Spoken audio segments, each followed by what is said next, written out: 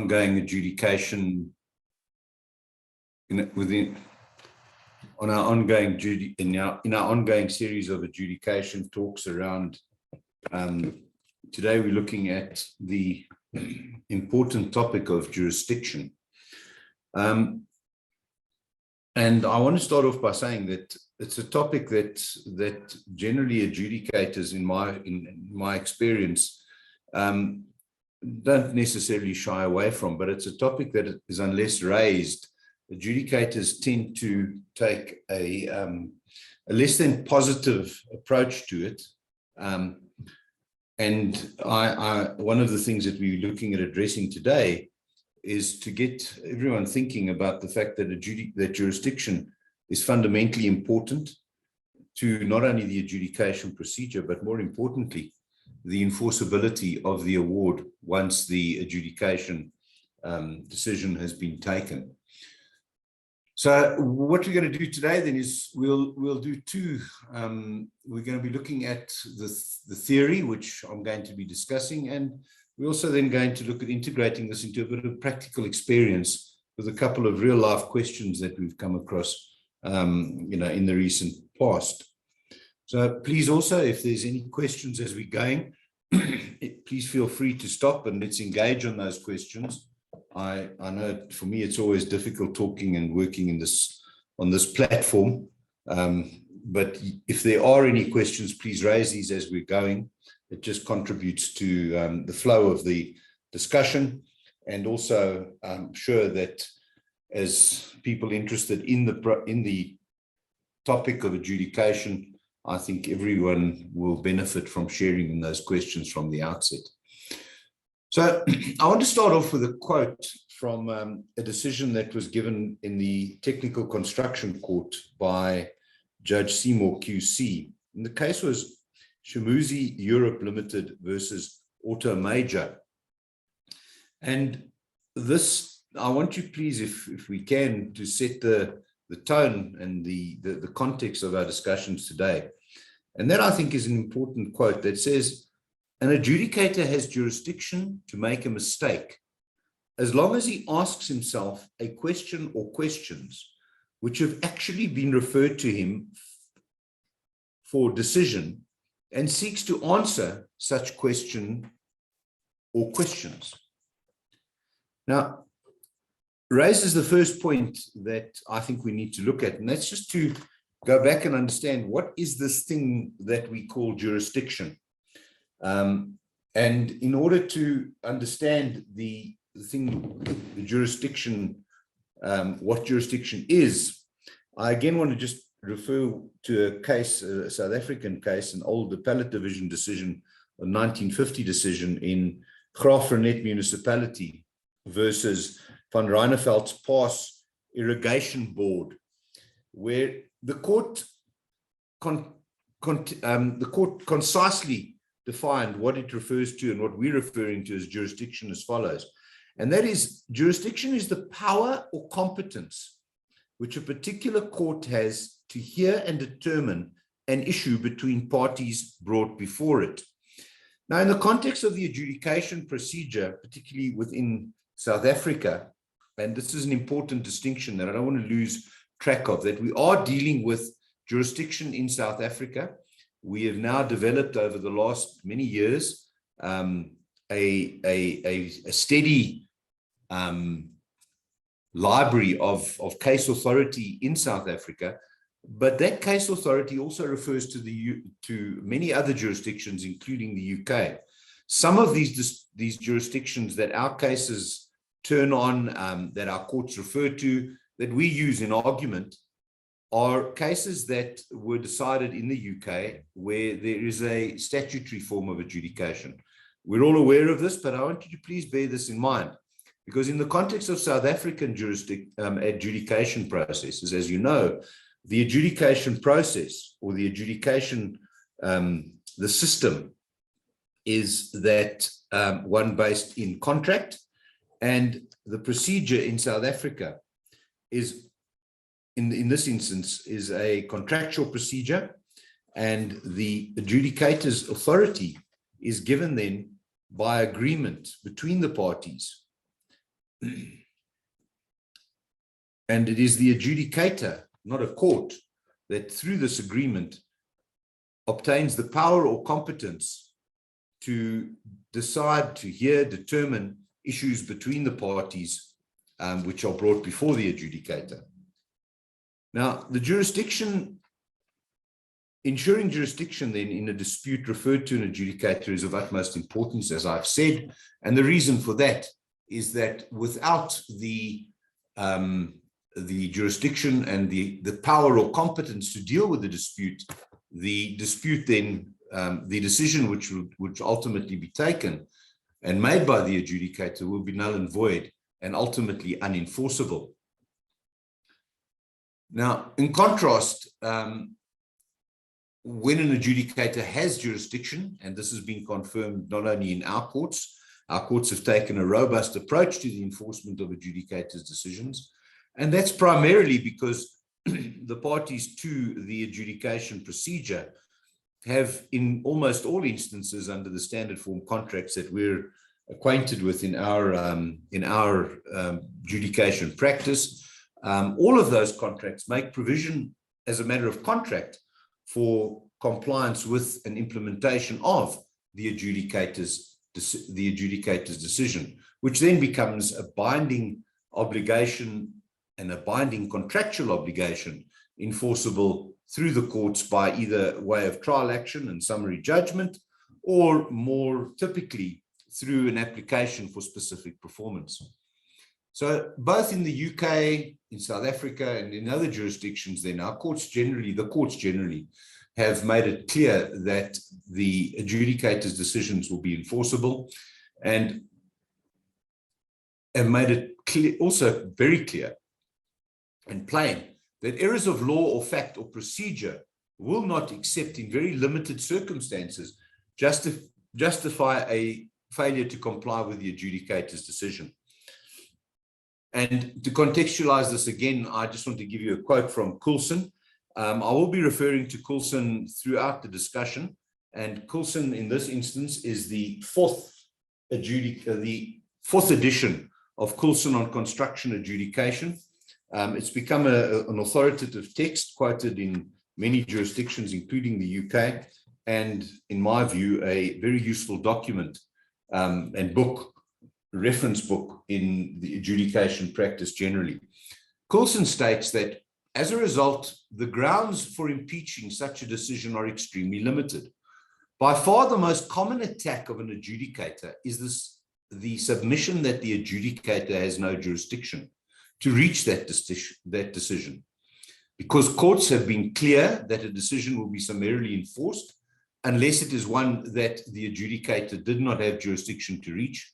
Commercial necessity has led defendants to take all manner of points to support the proposition that the adjudicator had no relevant jurisdiction.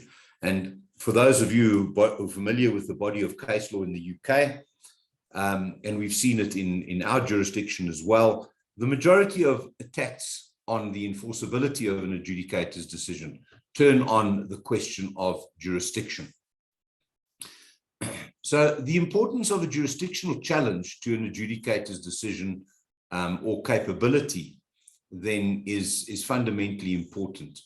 And again, just to contextualize where we're talking and what we're talking through, I think it's useful to remember the decision in Carillion Construction versus Davenport Royal Dockyard. This is a decision of the Technical Construction Court in the UK, a relatively old decision in 2005.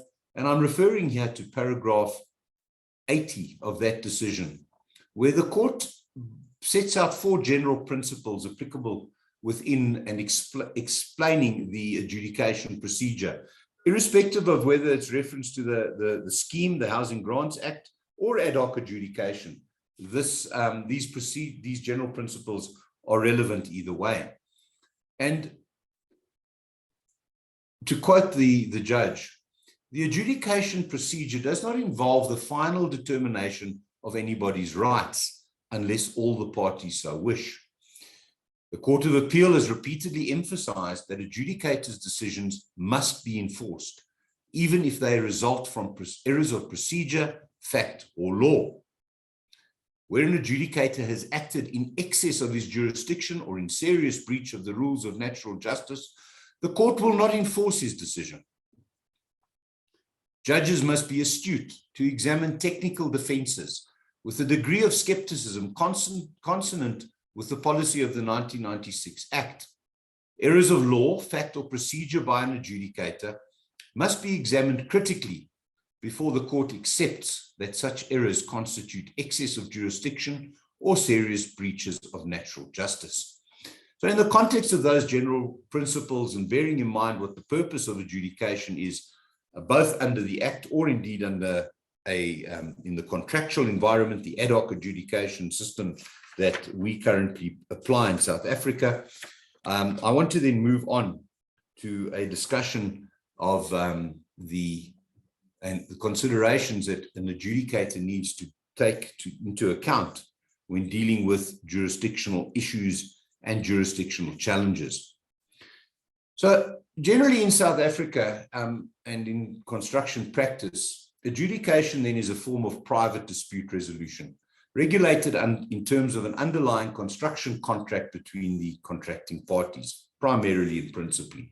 We're all familiar with the adjudication regimes under the NEC 3 contract or NEC 4 currently, the FIDIC first edition, 1999 first edition, and second edition, the 2017 edition, as well as our local forms of contract, the JBCC 2000 series, and the GCC, General Conditions for Construction Works, which is currently in an updated edition open for review, and we will hopefully shortly have that edition available to us. And all of these contracts, as you are familiar, include an adjudication regime.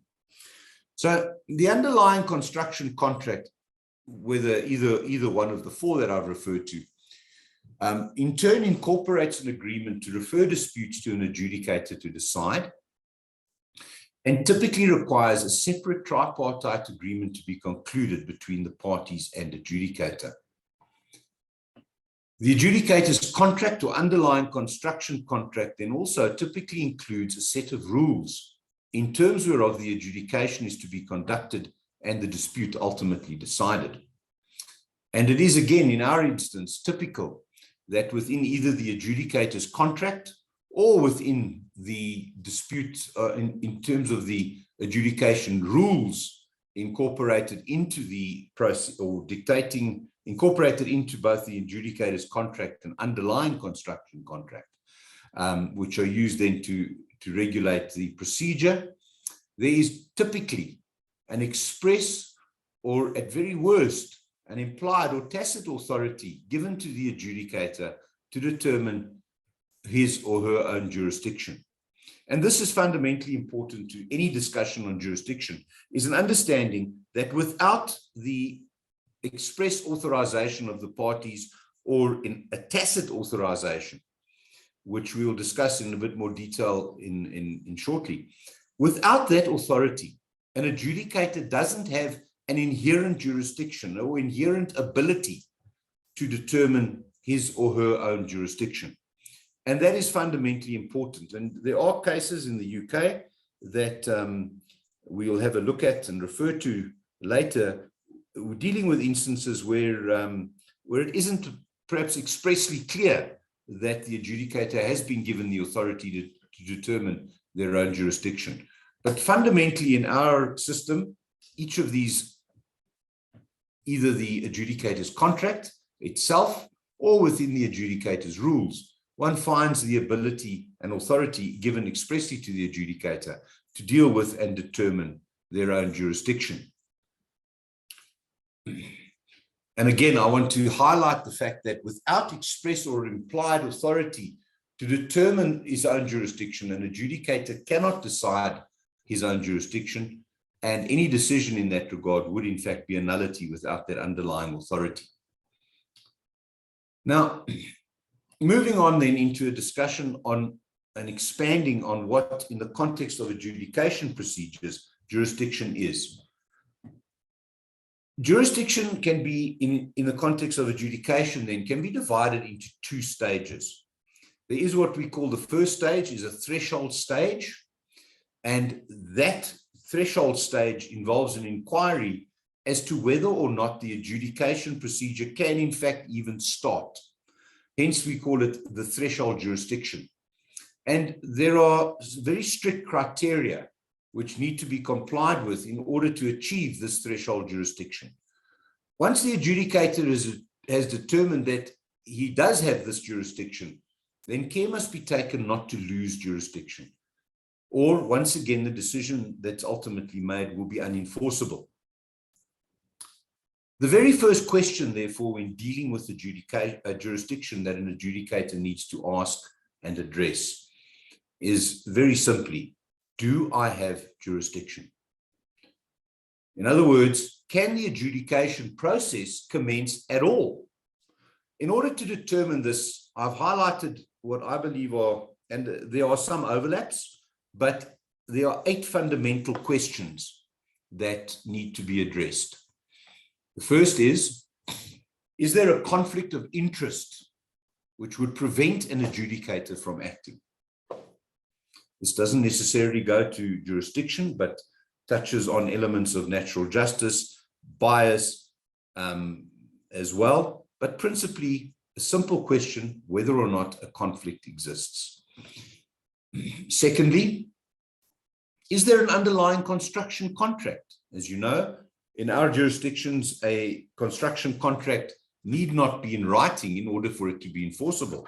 The practice is very often, particularly within the sort of more formal sector and not the residential, if one wants to call it that, but in the more formal construction sector, it's common practice that contracts are entered into, concluded, and the construction then happens in accordance with those written contracts. So the inquiry then needs to be made whether or not there's an underlying contract. Thirdly, has the adjudicator's appointment, has my appointment as the adjudicator been made in accordance with the prescripts of the underlying construction contract? This is a fundamental point. Fourthly, has the referral to adjudication been validly made by the party referring? In other words, have the procedural steps prescribed in the construction contract, in the underlying contract, been complied with? The fifth question, has the dispute arisen under the contract? We'll talk about that in a moment, because this question merges into the sixth question, and that is there a crystallized dispute? Just casting your mind back on that statement from Coulson, where Coulson says it's a commercial necessity that parties trying to avoid enforcement of an adjudicator's decision will look at and try to discern any fact, any issue that will assist them in avoiding their obligations. And this question of whether a dispute is crystallized is one that is, well, not too commonly, but is often raised at enforcement stage. So it is good from the outset to determine and take a view that that is in fact been the case. Seventh question, has more than one dispute been referred to adjudication? Now, this again is a more technical inquiry in my view, depending on the rules, depending on the adjudicator's contract. The adjudicator may only be limited to dealing with an issue. I'll talk very briefly just now to the Transnet and Group 5 case, which I'm sure you're familiar with, where the court dealt with this issue. And then lastly, has there been a previous adjudication on the same dispute? And as awkward as this might sound, it is not uncommon that a previous decided dispute rolls into a dispute before another adjudicator. And necessarily then, as an adjudicator dealing with the second dispute, you need to have clarity on whether or not and what exactly is referred, and whether you as an adjudicator have been asked to determine something which has been determined previously.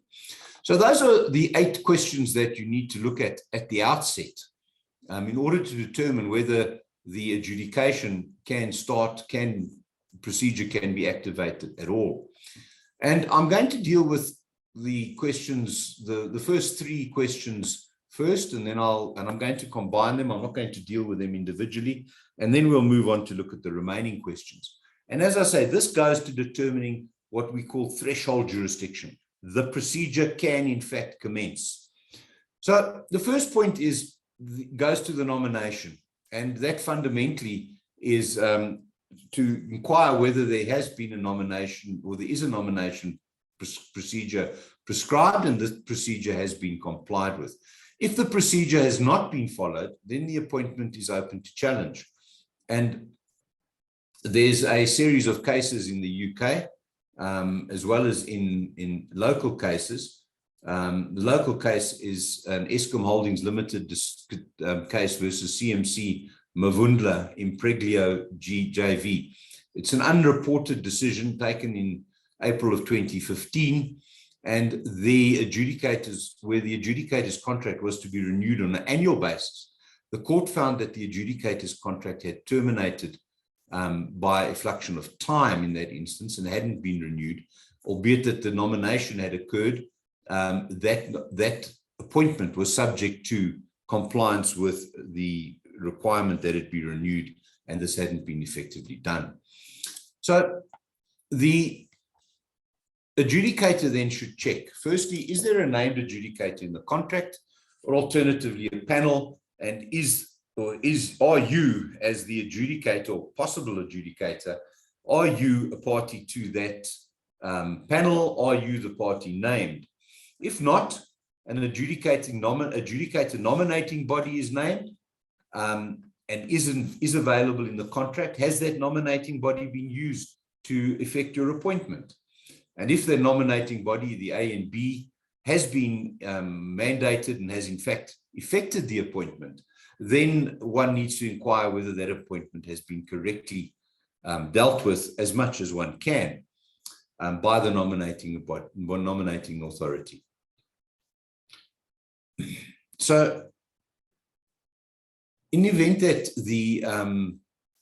the contract is clear on those points, it's a relatively simple inquiry, but one that is fundamentally important to make.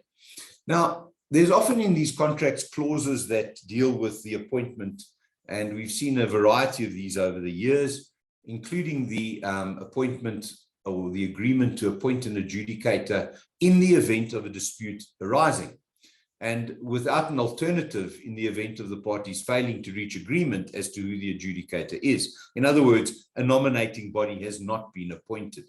So in the absence of agreement then, and should one party refuse to agree, the risk that you run as an adjudicator is that without the agreement, the adjudication decision, and in fact the adjudication provisions as a whole, will in all likelihood be unenforceable. We also have provisions that call for an appointment if and when a dispute arises. And in this instance, I want to refer to this Transnet decision in Group 5.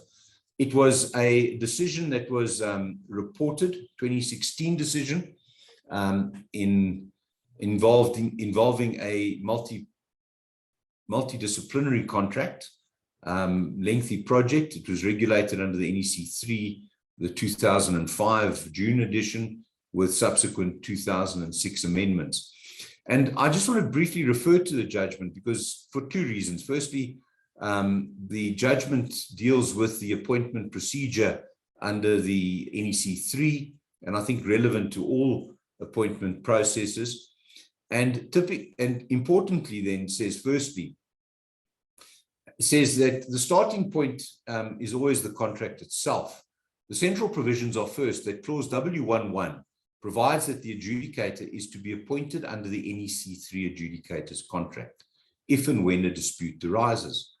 Second, clause W11 and W121 respectively provide a dispute arising under or in connection with this contract is referred to and decided by the adjudicator.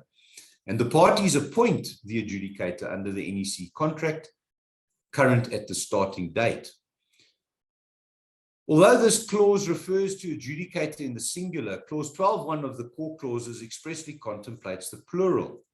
It provides in this contract, except where the context shows otherwise, words in singular also mean in plural and the other way around. The argument in this case, you'll recall, dealt with the appointment of an adjudicator, and this particular aspect of the judgment looked at whether the appointment of an adjudicator at a point in time invested in that adjudicator the authority and ultimately jurisdiction to deal with disputes through the length of the contract. The court then decides that the words if and when a dispute arises may be ambiguous. The words could mean that an adjudicator is appointed initially if and when a dispute arises, and then retain such appointment as the applicant contends throughout the project. They could equally mean that an ad hoc adjudicator is appointed if and when a dispute arises for that dispute only, and another ad hoc adjudicator may be appointed if and when each subsequent dispute arises. So just in summing up the reference to this case then, it just highlights the importance not only of doing the inquiry and understanding exactly whether or not there is threshold jurisdiction, but one has to look critically and carefully at the terms of the contract, both the underlying contract as well as the subsequent NEC or adjudicator's contract, and then importantly also the rules.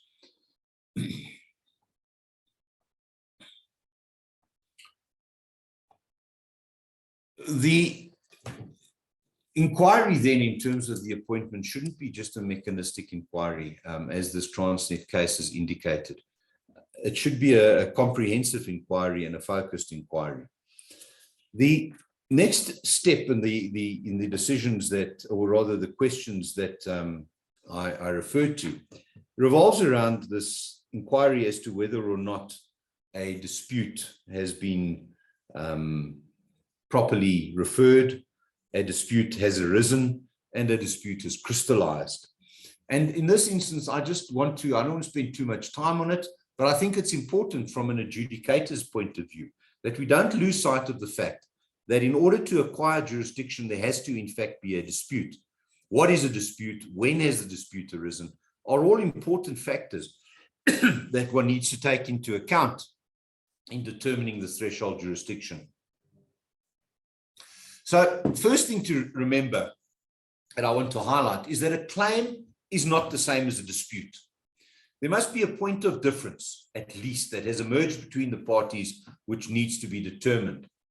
In some instances, that point of dispute, the contract tries to, from a procedural point of view, fix that point of dispute by requiring that a notice of dispute be given, that notice of dispute be given within a period of time, and with failing which one would lose and forfeit the right to proceed to adjudication should that dispute not be, or should the referral not occur within the prescribed time, or indeed, importantly, that the dispute be notified within a specific time.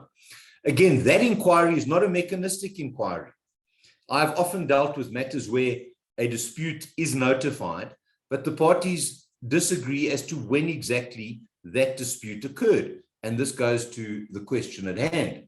So there has to be a point of difference. It's not simply a claim.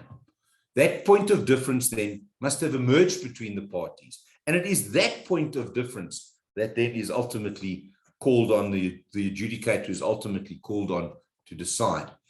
And I think the standard for determining what constitutes a dispute or not, this standard is set by in a very important and seminal decision by Lord Justice Jackson in a case called AMEC, Civil Engineering versus the Secretary of State for Transport. Again, it's a TCC decision. It was a decision reported in 2004. And in that decision, Jackson puts down and sets out the 7 propositions as to what constitutes a dispute. And I'm going to quickly go through these points because I do think it's important that one has a very good sense of what it is that you have to look for when deciding whether a dispute has occurred, what a dispute is.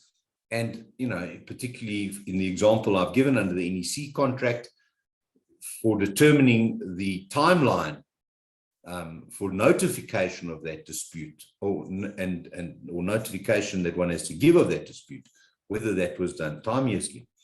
The consequence of failing to give it timeously is a forfeiture of the right to refer. The 7 principles then, or propositions that Jackson set down are as follows. The first, the word dispute occurs in many arbitration clauses and also in Section 108 of the Housing Grants Act, should be given its normal meaning. It does not have some special or unusual meaning conferred upon it by lawyers. Second, despite the simple meaning of the word dispute, there has been much litigation over the years as to whether or not disputes existed in a particular situation. This litigation has not generated any hard-edged legal rules as to what is or is not a dispute. However, the accumulating judicial decisions have produced helpful guidance. The mere fact that one party, whom I shall call the claimant, notifies the other party, whom I shall call the respondent, of a claim does not automatically and immediately give rise to a dispute.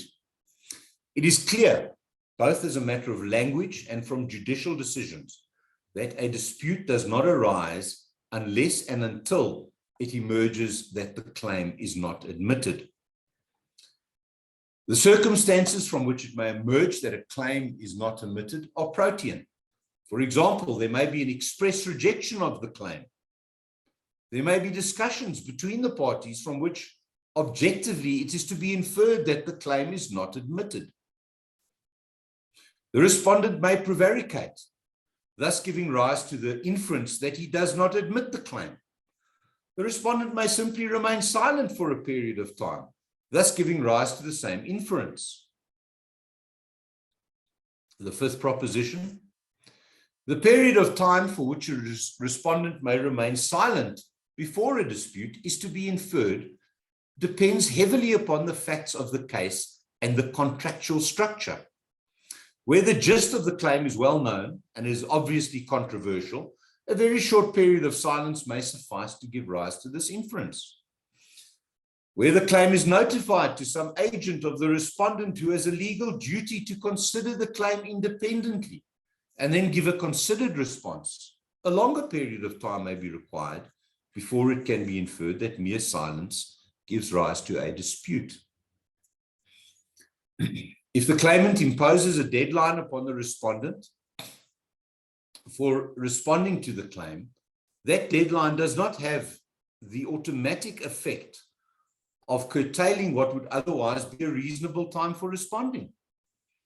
On the other hand, a stated deadline and the reasons for its imposition may be relevant factors when a court comes to consider what is a reasonable time for responding.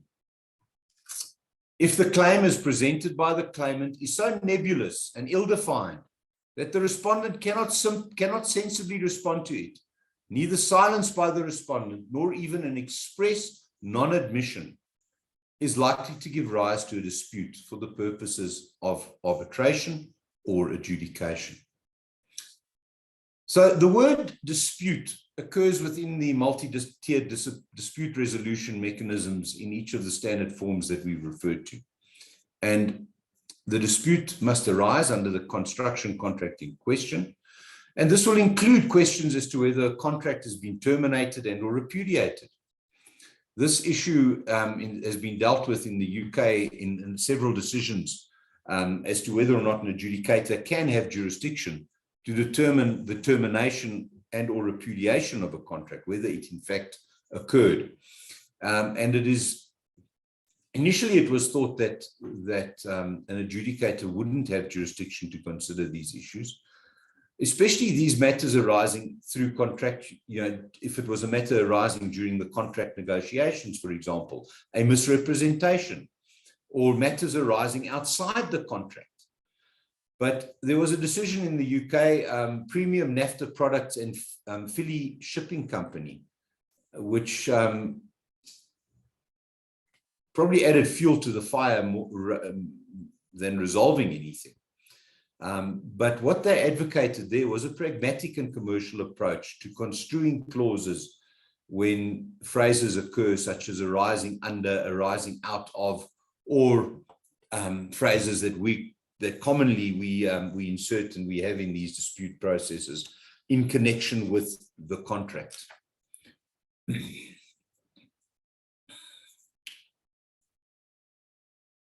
If a dispute is referred under the contract, then the adjudicator, if the dispute, is not referred and does not arise under the contract or in connection with the contract, then the adjudicator simply does not have jurisdiction unless the parties agree to extend his jurisdiction. And to determine that from this inquiry point of view, in other words, do I have threshold jurisdiction or not?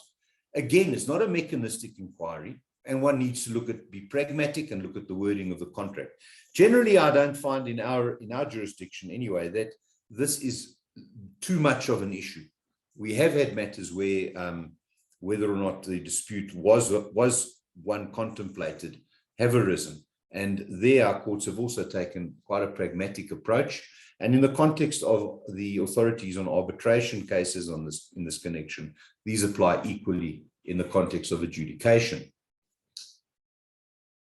Again, another point that one might look at is ensure that the parties to the adjudication are in fact the same parties to the contract. As silly as that might sound, one has had instances where the parties to the contract aren't in fact the parties referring, and in which instance you could never have threshold jurisdiction. If it is unknown, it is not unknown that the wrong party to start an adjudication, especially where there are a large number of companies in the same group, joint ventures, etc. So be alive to that, make that inquiry and ensure that the parties in the adjudication are in fact the parties to which the parties that are referring the matter to adjudication. Now, another important consideration in this context is something which I find, and I'm sure each of you who are involved and are stakeholders in this industry have come across. Very important, and it doesn't directly go to threshold jurisdiction, but very important is a consideration by the adjudicator at the outset of what it is that is being referred. So where matters and disputes that are complicated, extensive, you've got to ask yourself, will there be sufficient time within the prescribed period to deal with and arrive at a decision? Again, only in my practice, and I'm not saying this is a general issue, but I do think that in our environment, in the South African context, I think it is problematic. Very often adjudications occur only after closeout or during closeout of the contract. There's a tendency in our jurisdiction not to use the procedure when we should be using it, and that is during the continuing or continuance of the project. We're finding, and I'm finding, that very often these adjudication and disputes get lumped together, but get put forward through a closeout process and are then dealt with through an adjudication. For example, the NEC 3, NEC 4 requires that you cannot proceed to arbitration unless you adjudicate.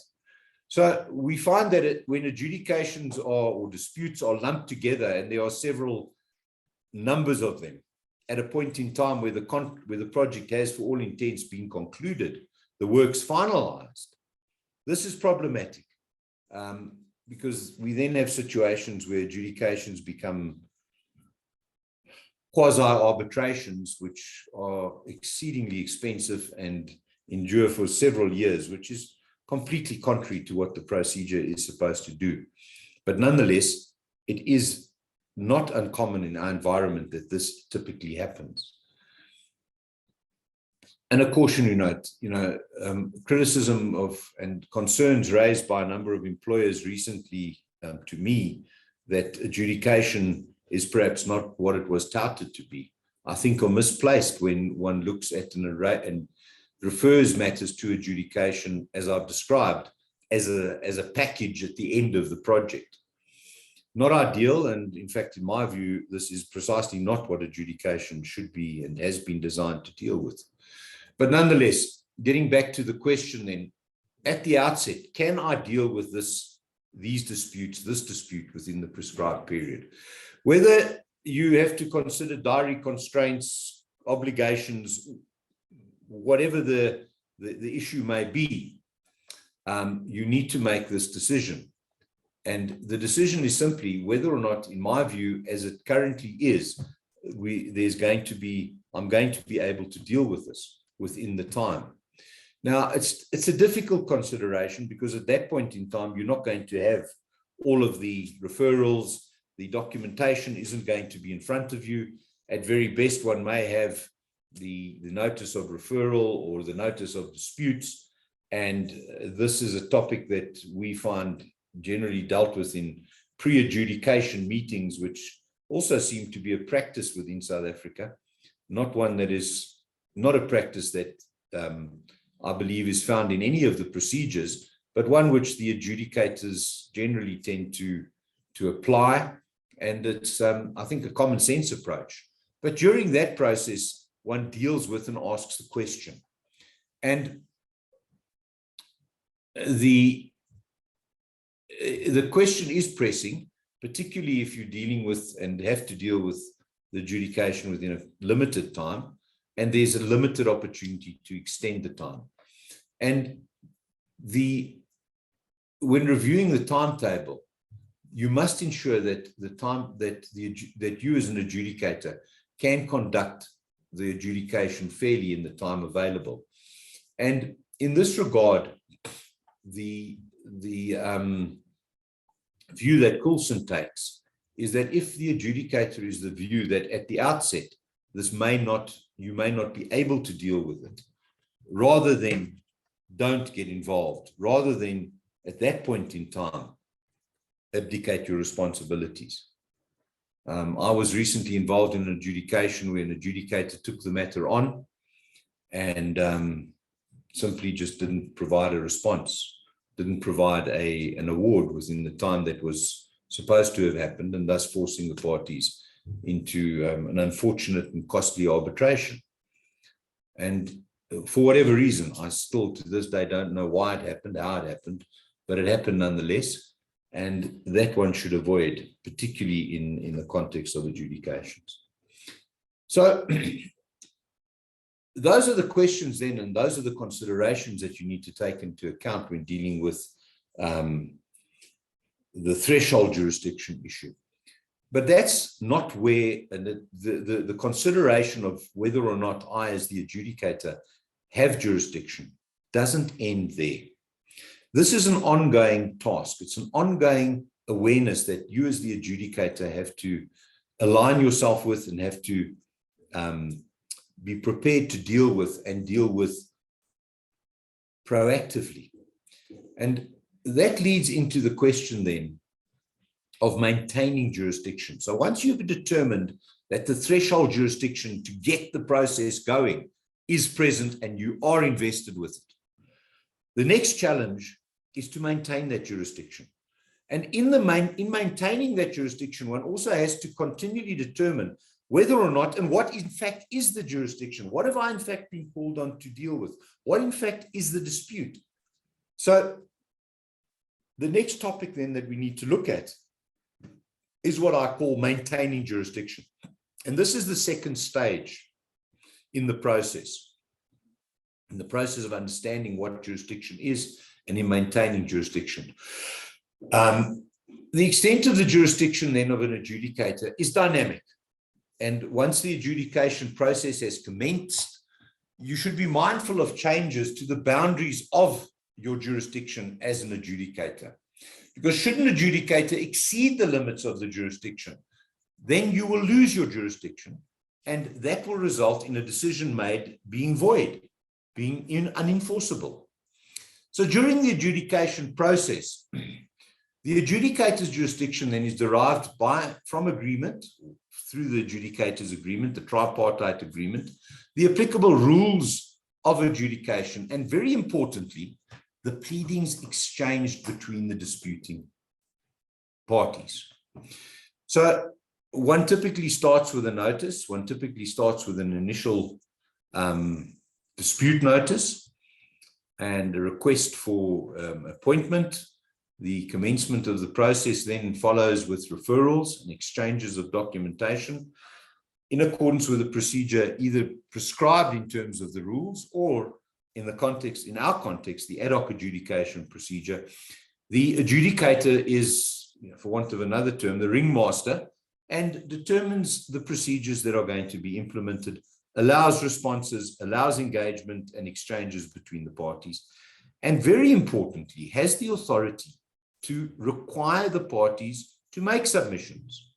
And this is very important in terms of the ability to maintain and ensure that you as the adjudicator have jurisdiction. Don't be shy, don't be constrained not to ask parties to make submissions on jurisdictional issues. Whether or not the parties have raised those jurisdictional issues explicitly, or whether the adjudicator himself or herself believes that there is a possible challenge to the jurisdiction, or in fact, himself decides or considers that they don't have jurisdiction or may not have jurisdiction. So the ability to manage one's and maintain jurisdiction then also allows and requires the adjudicator to act proactively through the pleadings.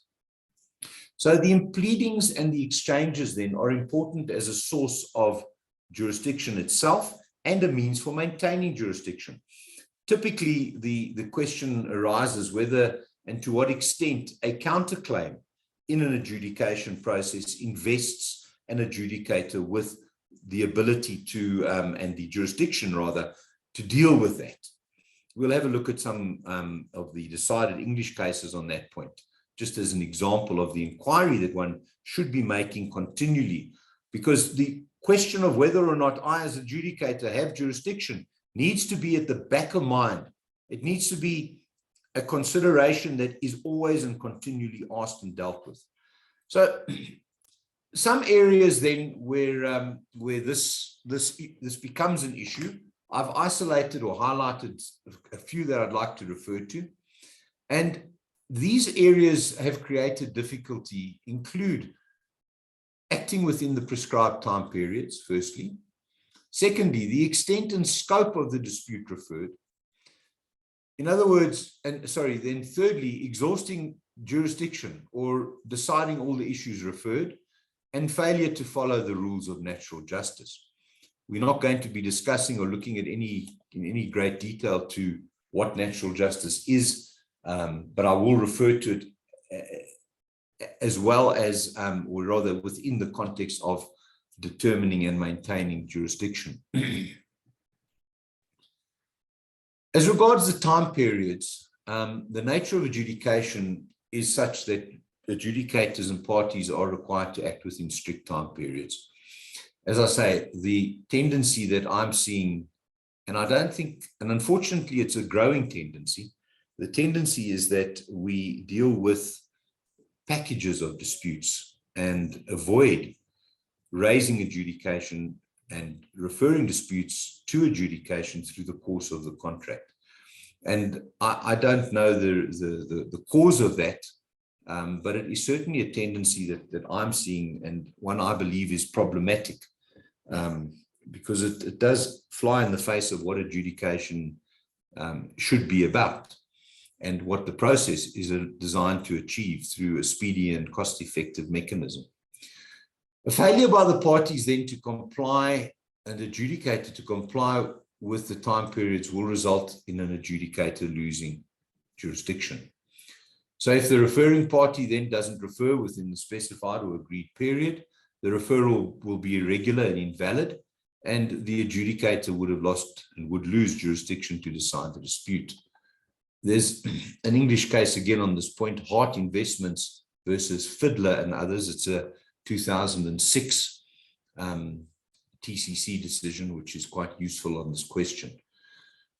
This difficulty then is also compounded by the terms of the underlying construction contract. So, for example, the NEC 3 under option 1 creates a potential difficulty with regards to time periods where no adjudicator is appointed at the time of the disputes arising.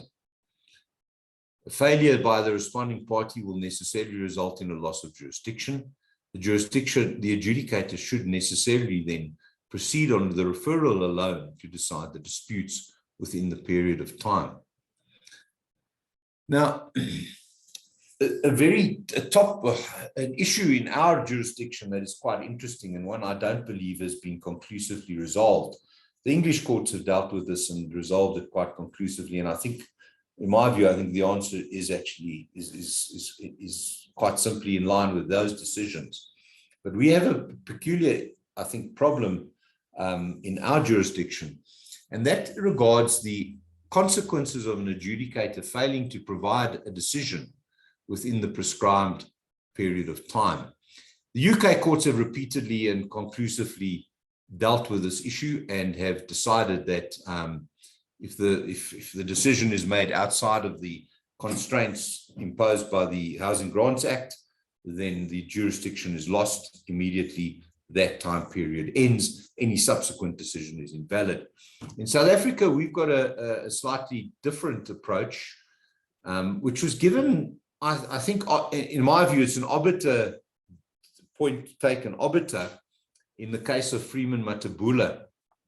It is a Freeman Matabula and others were a grouping of trustees, liquidators. They were acting in their official capacity against Eskom Holdings. And it's a very early 2010 decision.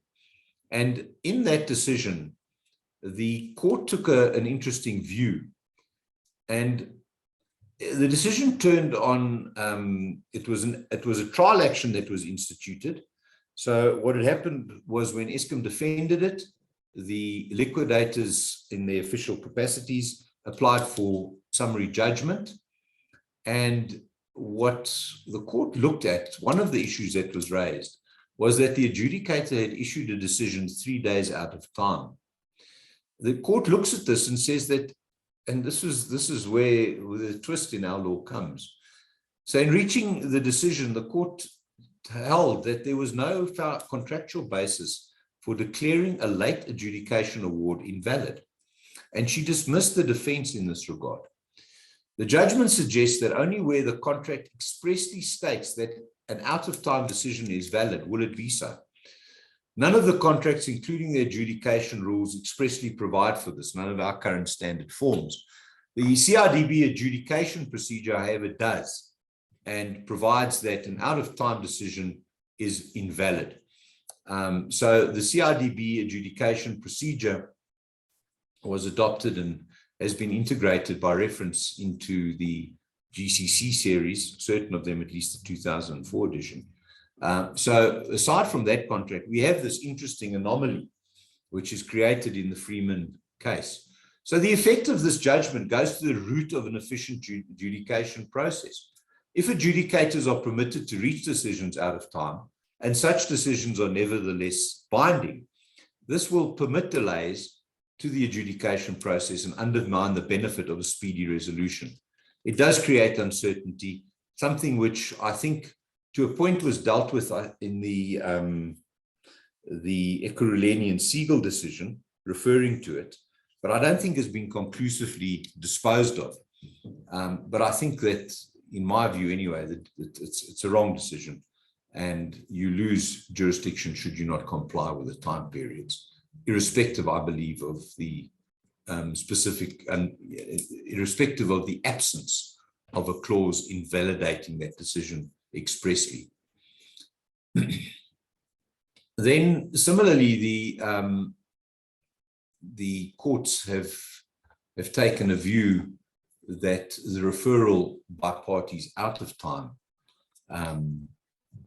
both under the NEC 3 to arbitration, failure to do that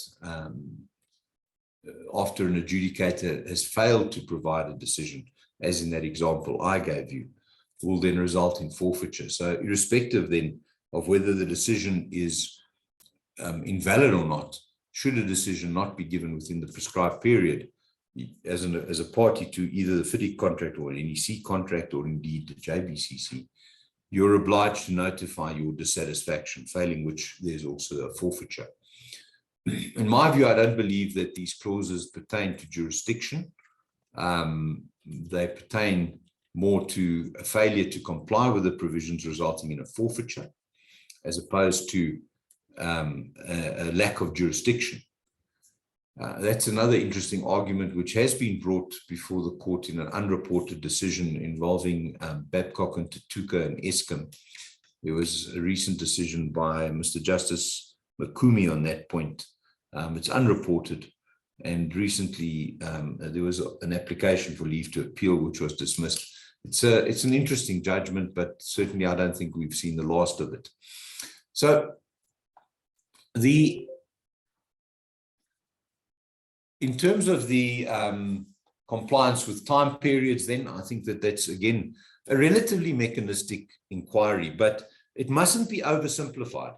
And I found that where objections are taken on that point, that parties do tend to oversimplify the inquiry and try to take a very mechanistic view that a dispute occurred on X date, the time period started running on Y date, the notice should have been given, failure to provide results in. Similarly, under contracts like the NEC3 particularly, where the referral to adjudication hasn't been made within the prescribed time periods, the consideration of whether or not there is then jurisdiction is a threshold jurisdictional issue, and one that an adjudicator mustn't shy away from getting involved in. The argument falls both ways, where an argument that the referral should be made irrespective of whether or not an adjudicator has been appointed is one which I've seen on several occasions. And in several arbitrations I've been involved in, but not yet conclusively in a court judgment, I haven't seen that this has been dealt with conclusively in a judgment. But the position that I've had in several arbitrations is that unless there is an adjudicator in place to refer to, it is an impossibility to comply with that provision. It only becomes possible to comply with when an adjudicator is appointed. So as I say, that's a threshold jurisdictional issue that you need to grapple with and be cognizant of. Now, getting back to the extent of and scope of disputes referred and the ongoing dynamic nature of the adjudication process, as we mentioned, that the adjudication process requires and involves an ongoing exchange, but more importantly, in terms of our discussion, the adjudicator's decision is dynamic, jurisdiction rather, is dynamic. It's something which, as I've said, you need to be cognizant of and aware of throughout the process.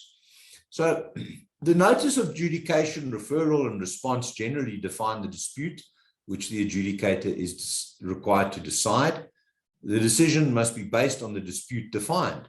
So this means that an adjudicator should answer the question put to him or her fully and comprehensively, and should not go beyond that defined question.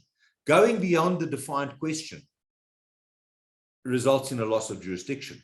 So it's important when dealing with jurisdiction that one defines and understands exactly what the dispute is. And this is something for the adjudicator to take great care of in formulating his award or decision or her decision, to understand and to crystallize in the award what it is, the question that is being answered. So identifying the issues is done by determining the issues in the dispute based on the pleadings.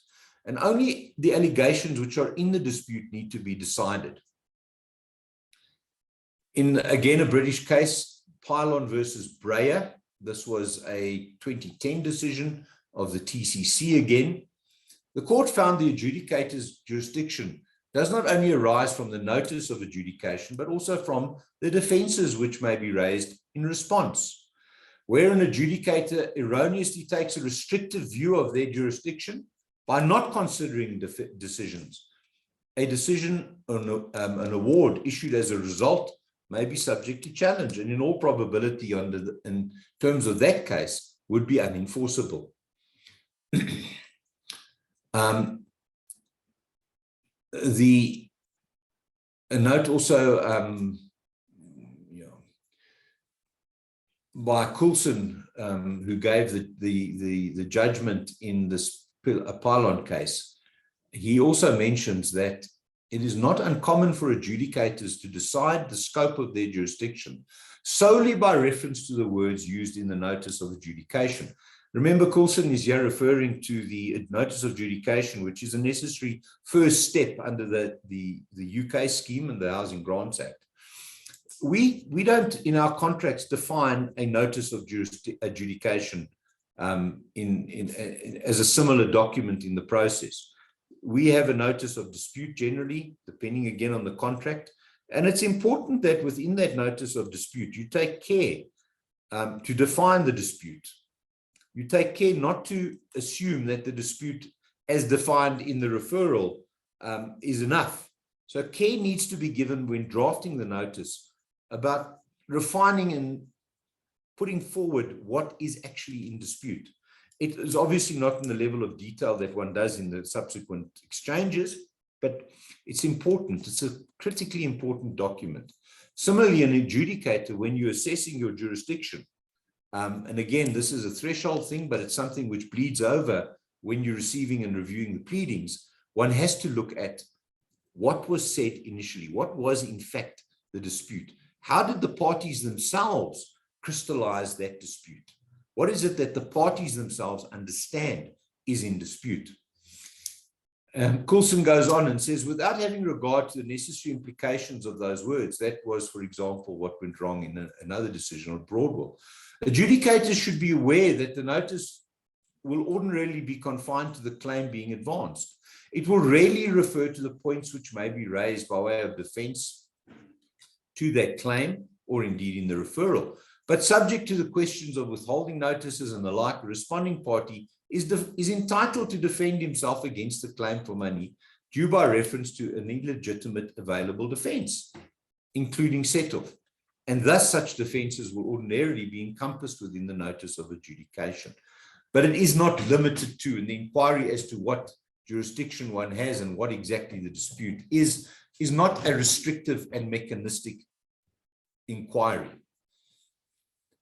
There have been a number of previous decisions that have been taken, which include a decision in the Scottish courts, SGL versus RBG, and that is SGL Carbon Fibers versus RBG Limited, again a 2011 decision.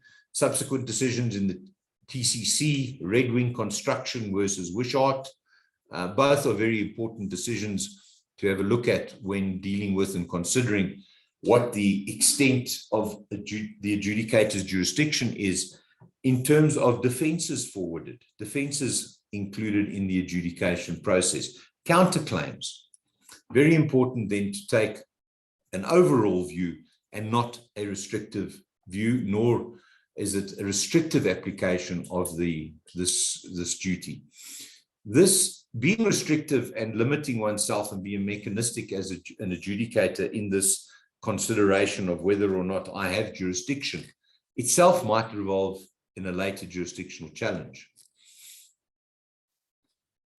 So the adjudicator then must also bear in mind that we are not acting as judges or arbitrators. So at the outset then, in terms of the threshold jurisdiction, the adjudicators must be alive to the fact that this is a dynamic inquiry. It's an organic inquiry, but an inquiry that needs to be done consistently, be done proactively. So in practice then in adjudication,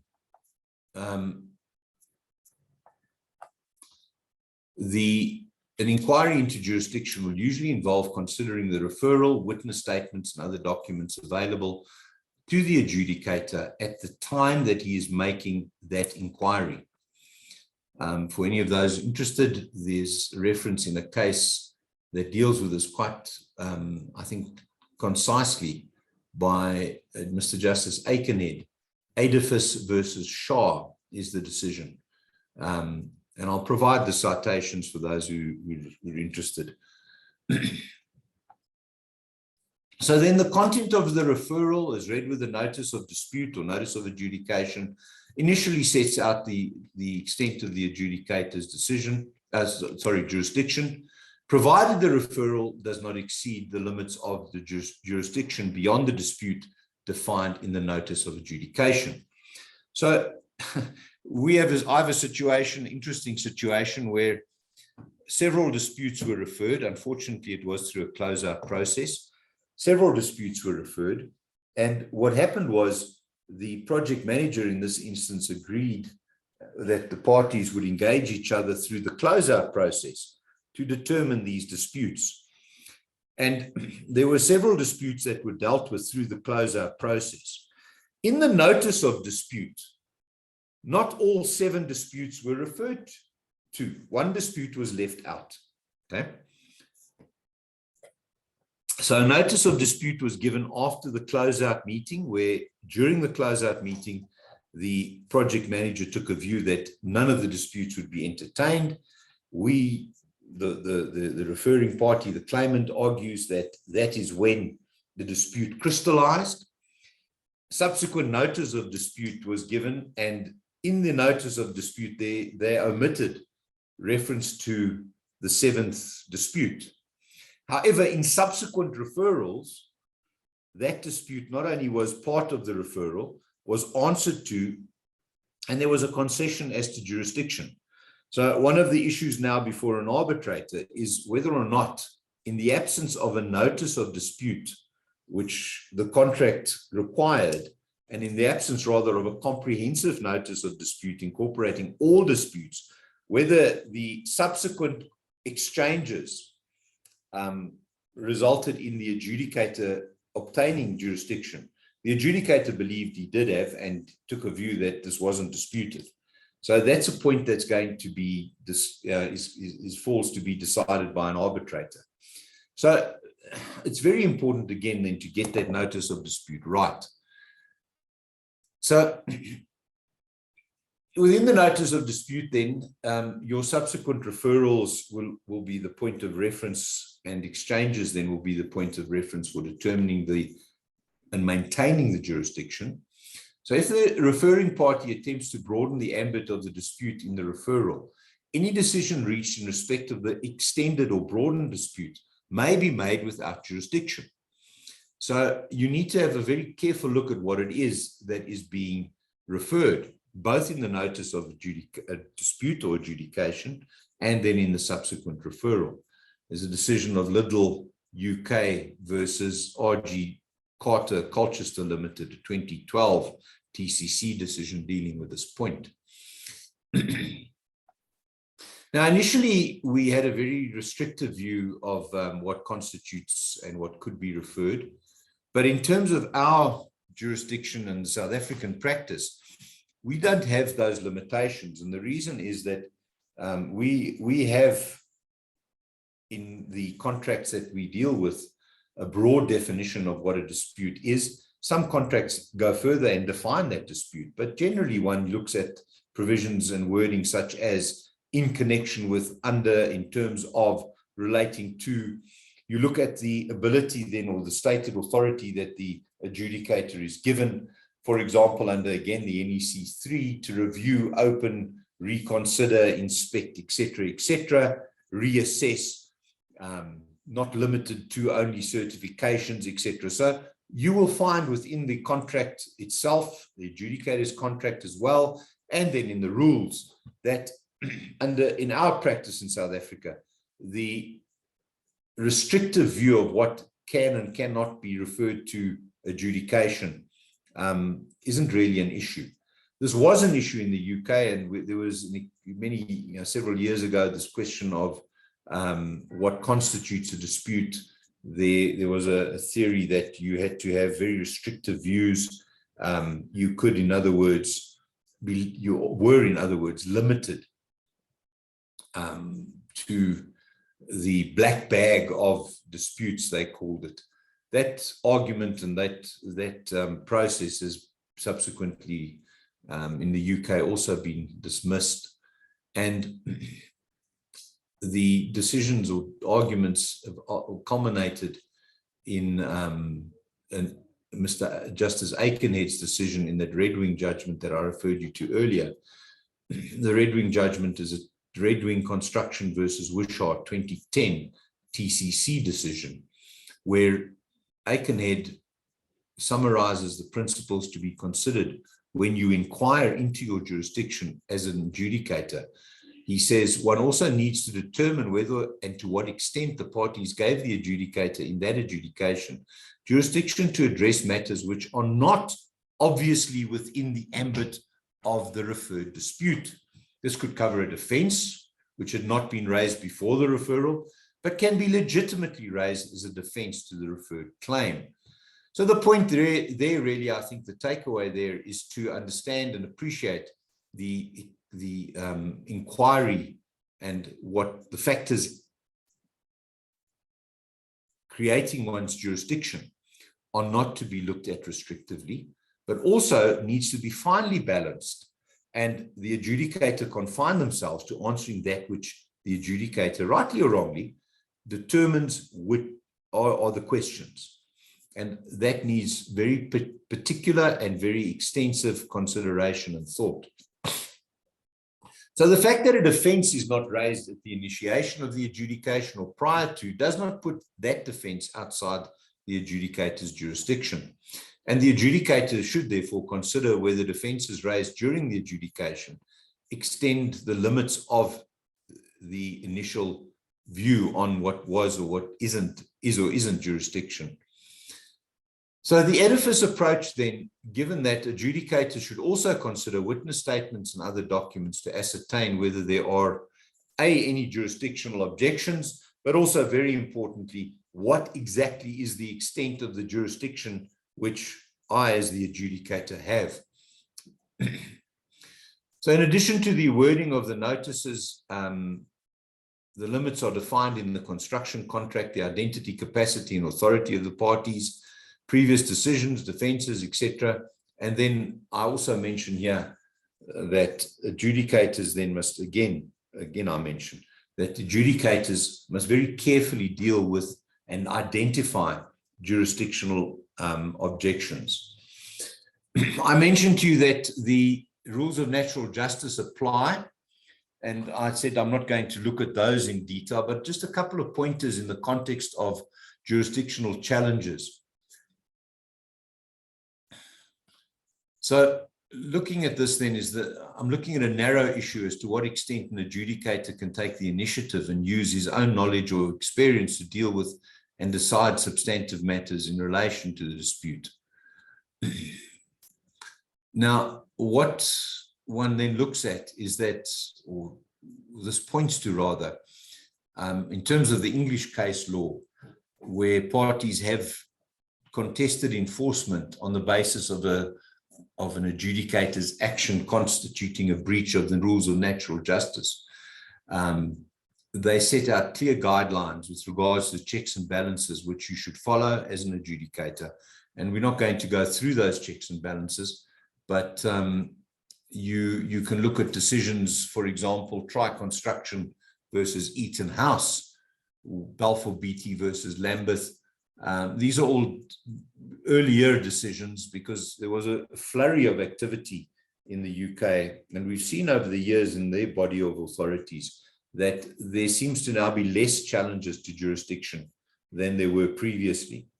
Challenges are now becoming more innovative and are focusing more on natural justice and the application of procedures than on purely on jurisdiction. Jurisdiction certainly is still an issue, and one in our case law and certainly in my practice, I come across consistently. So The leading case on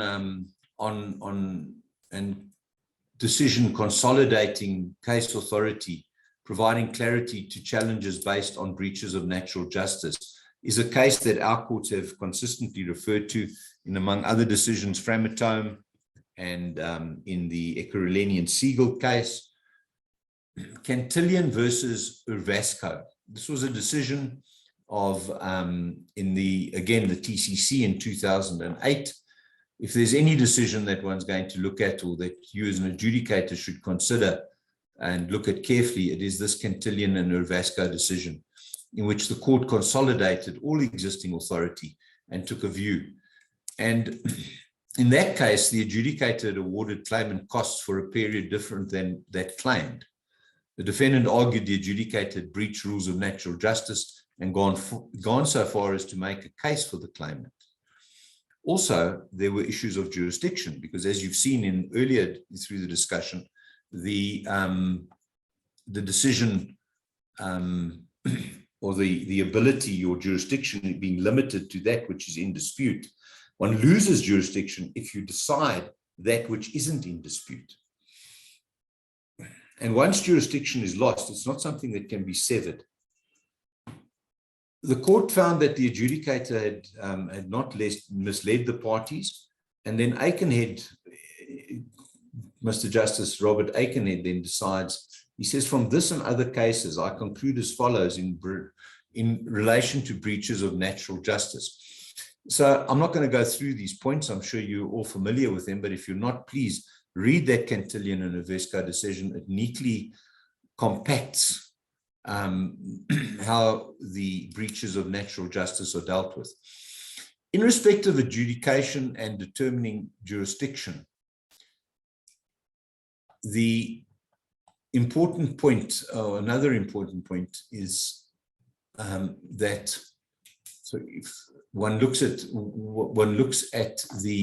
or applies one's own knowledge and experience in ascertaining the extent of that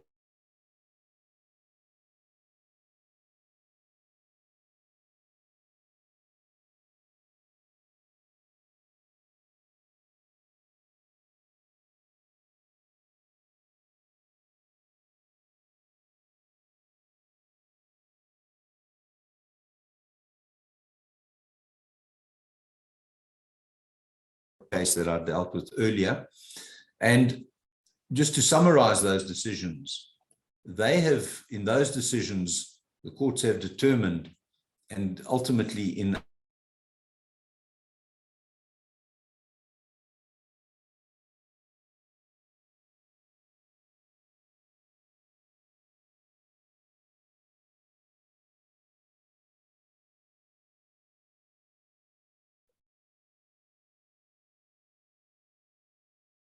Hi, Vaughan. I don't know if you can hear me.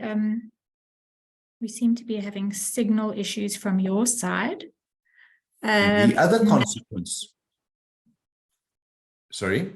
Sorry, Vaughan. Yeah, we seem to be having signal issues from your side. Okay, I'm on the network. I don't know why. Yeah, I see it's on my side as well. So do you want to stand down and give a comfort break for a couple of minutes? Yeah, or perhaps can I suggest then that we reconvene at 10:30 in order.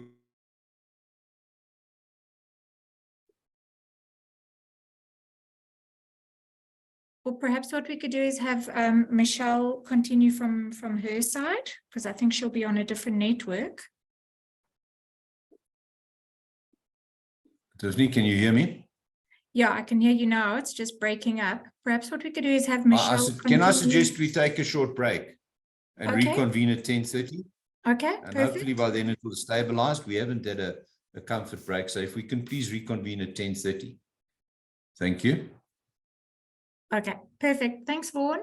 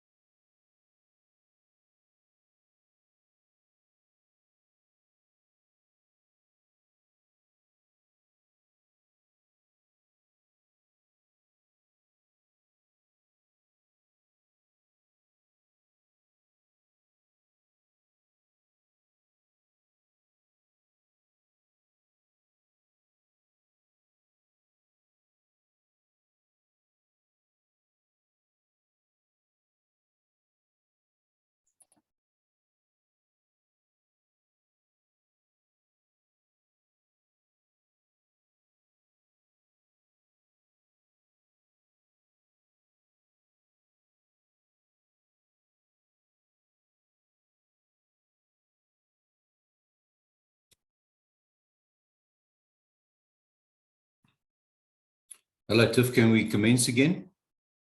Hi, Vaughan. Yes, no problem. I think our network has stabilized. So Good, thank you. Thank you, everyone. I'm just going to end off with a discussion, lastly, on how parties challenge an adjudicator's jurisdiction. There are potentially 5 options that one has in raising and defend or raising a challenge to an adjudicator's jurisdiction and dealing with that issue. First is the parties agree to widen the adjudicator's jurisdiction. Secondly, refer the dispute to another adjudicator, which is very seldom, if ever, done. Refer the jurisdictional dispute to the courts for a declaratory order, again, which is something which is very rarely done. I have been involved in one of those, and it was a useful exercise. But given the fact that the adjudication process is designed to be speedy and cost effective, it negates the underlying philosophy behind the process. But nonetheless, it's an option available. Proceed with the adjudication whilst reserving the right to challenge the adjudicator's decision on grounds of jurisdiction at later enforcement proceedings. Now, the last one is to refuse to participate. These last 2 are primarily the avenues taken when challenges are raised to adjudicators' jurisdictions.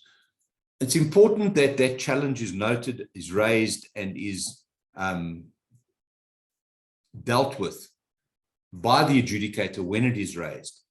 But as I say, typically one proceeds with the adjudication under a reservation of rights, alternatively refuses to participate.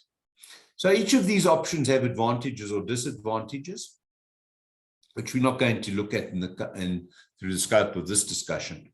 However, the suggestion that jurisdictional disputes be referred to another adjudicator is difficult in practice, rarely ever used. So what I'm proposing is ways that the adjudicator then can deal with these challenges. The general rule is that without an agreement, the adjudicator doesn't have power to make a binding ruling on jurisdiction. However, as I've mentioned earlier, in the context of South African jurisdiction practice, very usually and typically, the adjudicator is given this authority expressly. So this isn't really an issue. So generally and typically, adjudicators in our environment have a jurisdiction to decide their jurisdiction, and in my view, goes further than that. There's an obligation to do so, and a contractual requirement to, in fact, do so. So, firstly, when dealing with a challenge, the adjudicator must not be entirely passive and should satisfy themselves that there is jurisdiction at the beginning of the process, and then continue through the process to ensure that that jurisdiction is held and understands exactly what that jurisdiction is.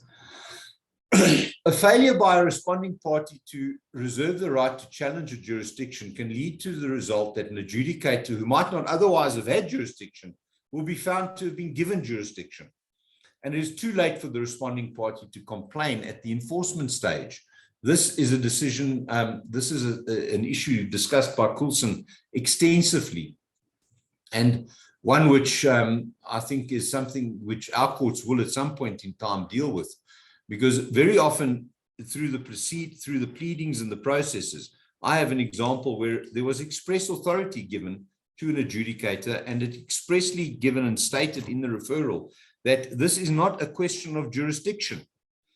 Now, and there is not a jurisdictional challenge. It's for the arbitrator ultimately to decide. But there is a risk in not challenging the adjudicator's jurisdiction at the outset, that where an adjudicator would otherwise not have had jurisdiction, he is in fact, or she's in fact, then vested with that jurisdiction.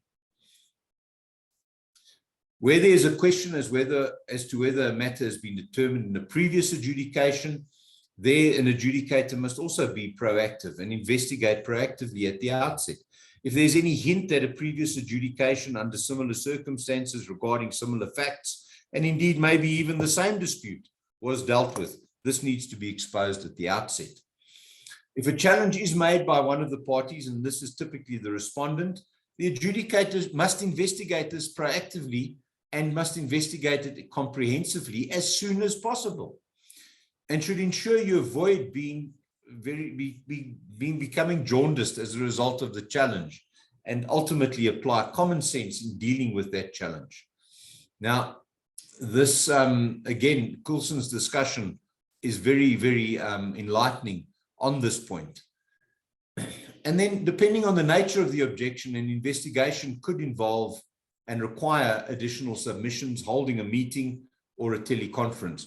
Don't shy away from dealing with a challenge. Now, if the challenge is, the adjudicator then has jurisdiction to deal with that challenge and concludes the challenge is well-founded, that is where the process must stop. If you as adjudicator say, yes, I think there is a well-founded objection, then you do not continue in that adjudication. Unfortunately, I have also had matters where adjudicators have decided to go ahead irrespective and run the risk then of losing their fees and potentially also being responsible for subsequent costs in a different adjudication. Now, excuse me, the courts have approved of adjudicators continuing to act if they believe that it is at least arguable that they have jurisdiction, on the basis that to do otherwise would undermine the very objective of the prescribed procedure.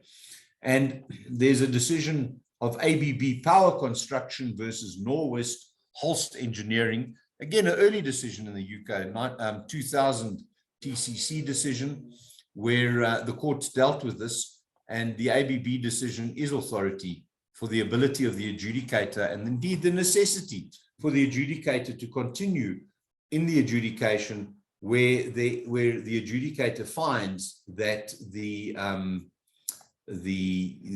challenge is perhaps not well founded. So an adjudicator should continue as normal if the party challenging his jurisdiction participates while reserving its rights. And this, as I say, typically is the position in the UK. Parties engage and reserve the right to implement and to effect a challenge to jurisdiction at a later stage. If that is the case, that jurisdiction then isn't dealt with, the jurisdictional challenge isn't dealt with then immediately, but the adjudicator proceeds as normal. Obviously, there is a risk, particularly for the claimant in that case, because one knows then that the challenge will come and it will inevitably lead into an enforcement application. But nonetheless, as an adjudicator, there's an obligation to continue. And then the next question, which I know is not a typical issue, but does occur regularly in our environment, and that is where a party challenging the jurisdiction simply refuses to participate. Sometimes we don't even know why the party is refusing to participate, but just does and becomes absolutely silent through the adjudication process. The adjudicator then should continue at the risk of the referring party and at that party's cost. The risk being that the decision ultimately may not be enforceable, and would lead to a challenge invariably, because failure to participate in the process would invariably result in an enforcement application against the party refusing, and ultimately then would have to be decided by the court. Very difficult for a party having refused to participate, having not reserved the right to challenge not only jurisdiction but generally in the adjudication, becomes a very difficult application to defend. Because remember, in our jurisdiction, we have a right, the party has a right where an adjudicator has made an award to enforcement of that award as a contractual obligation by application for specific performance.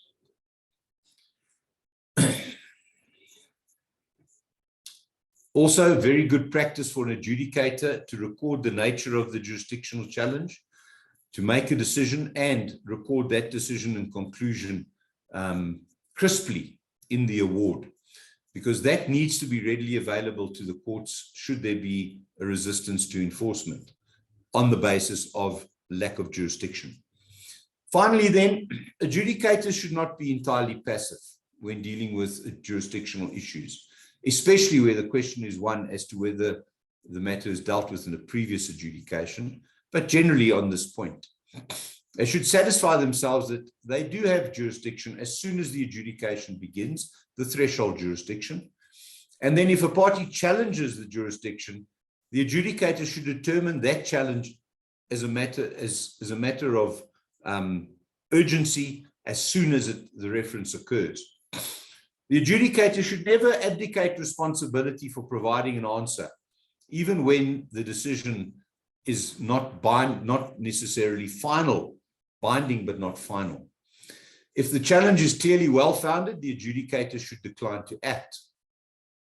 This will save everyone a lot of time and effort. If, on the other hand, however, the challenge is less clear and the adjudicator determines that it is not perhaps as well-founded as the referring party or the challenging party argues, the adjudicator then is obliged to continue the adjudication.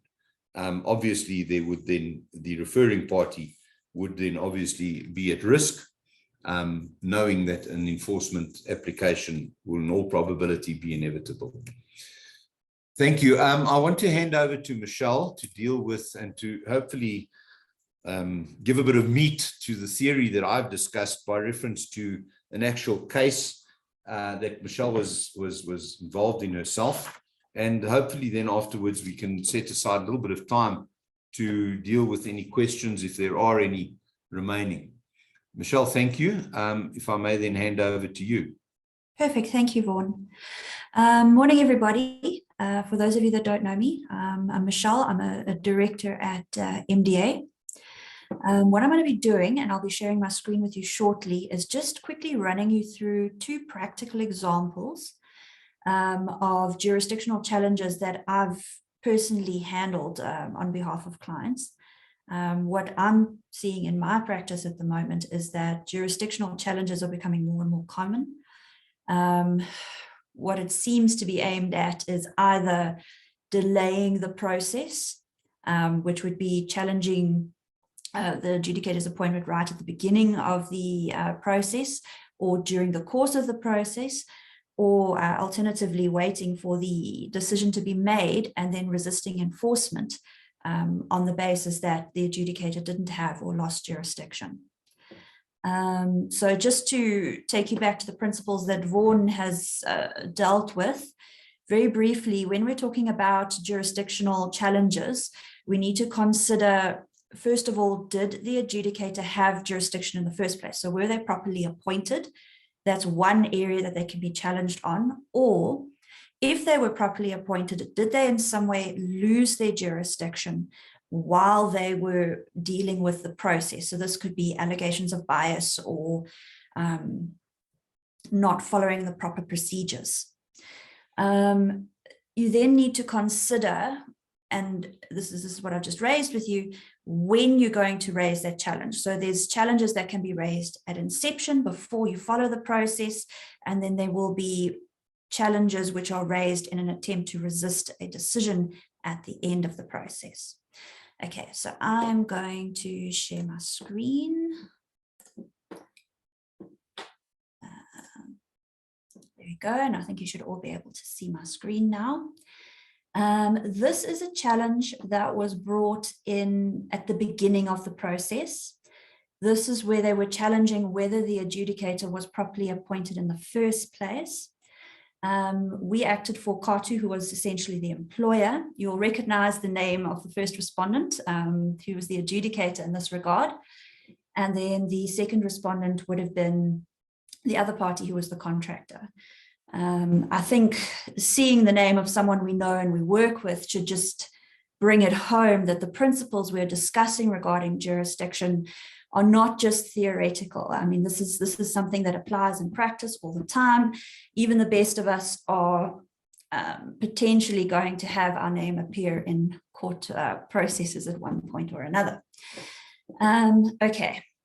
So what had happened was that Terry had been appointed as the adjudicator to determine a very specific dispute, and it was concerning whether penalties, in this case it was liquidated damages, could be applied prior to the finalization and the essentially the engineer's determination of the contractor's extension of time claims.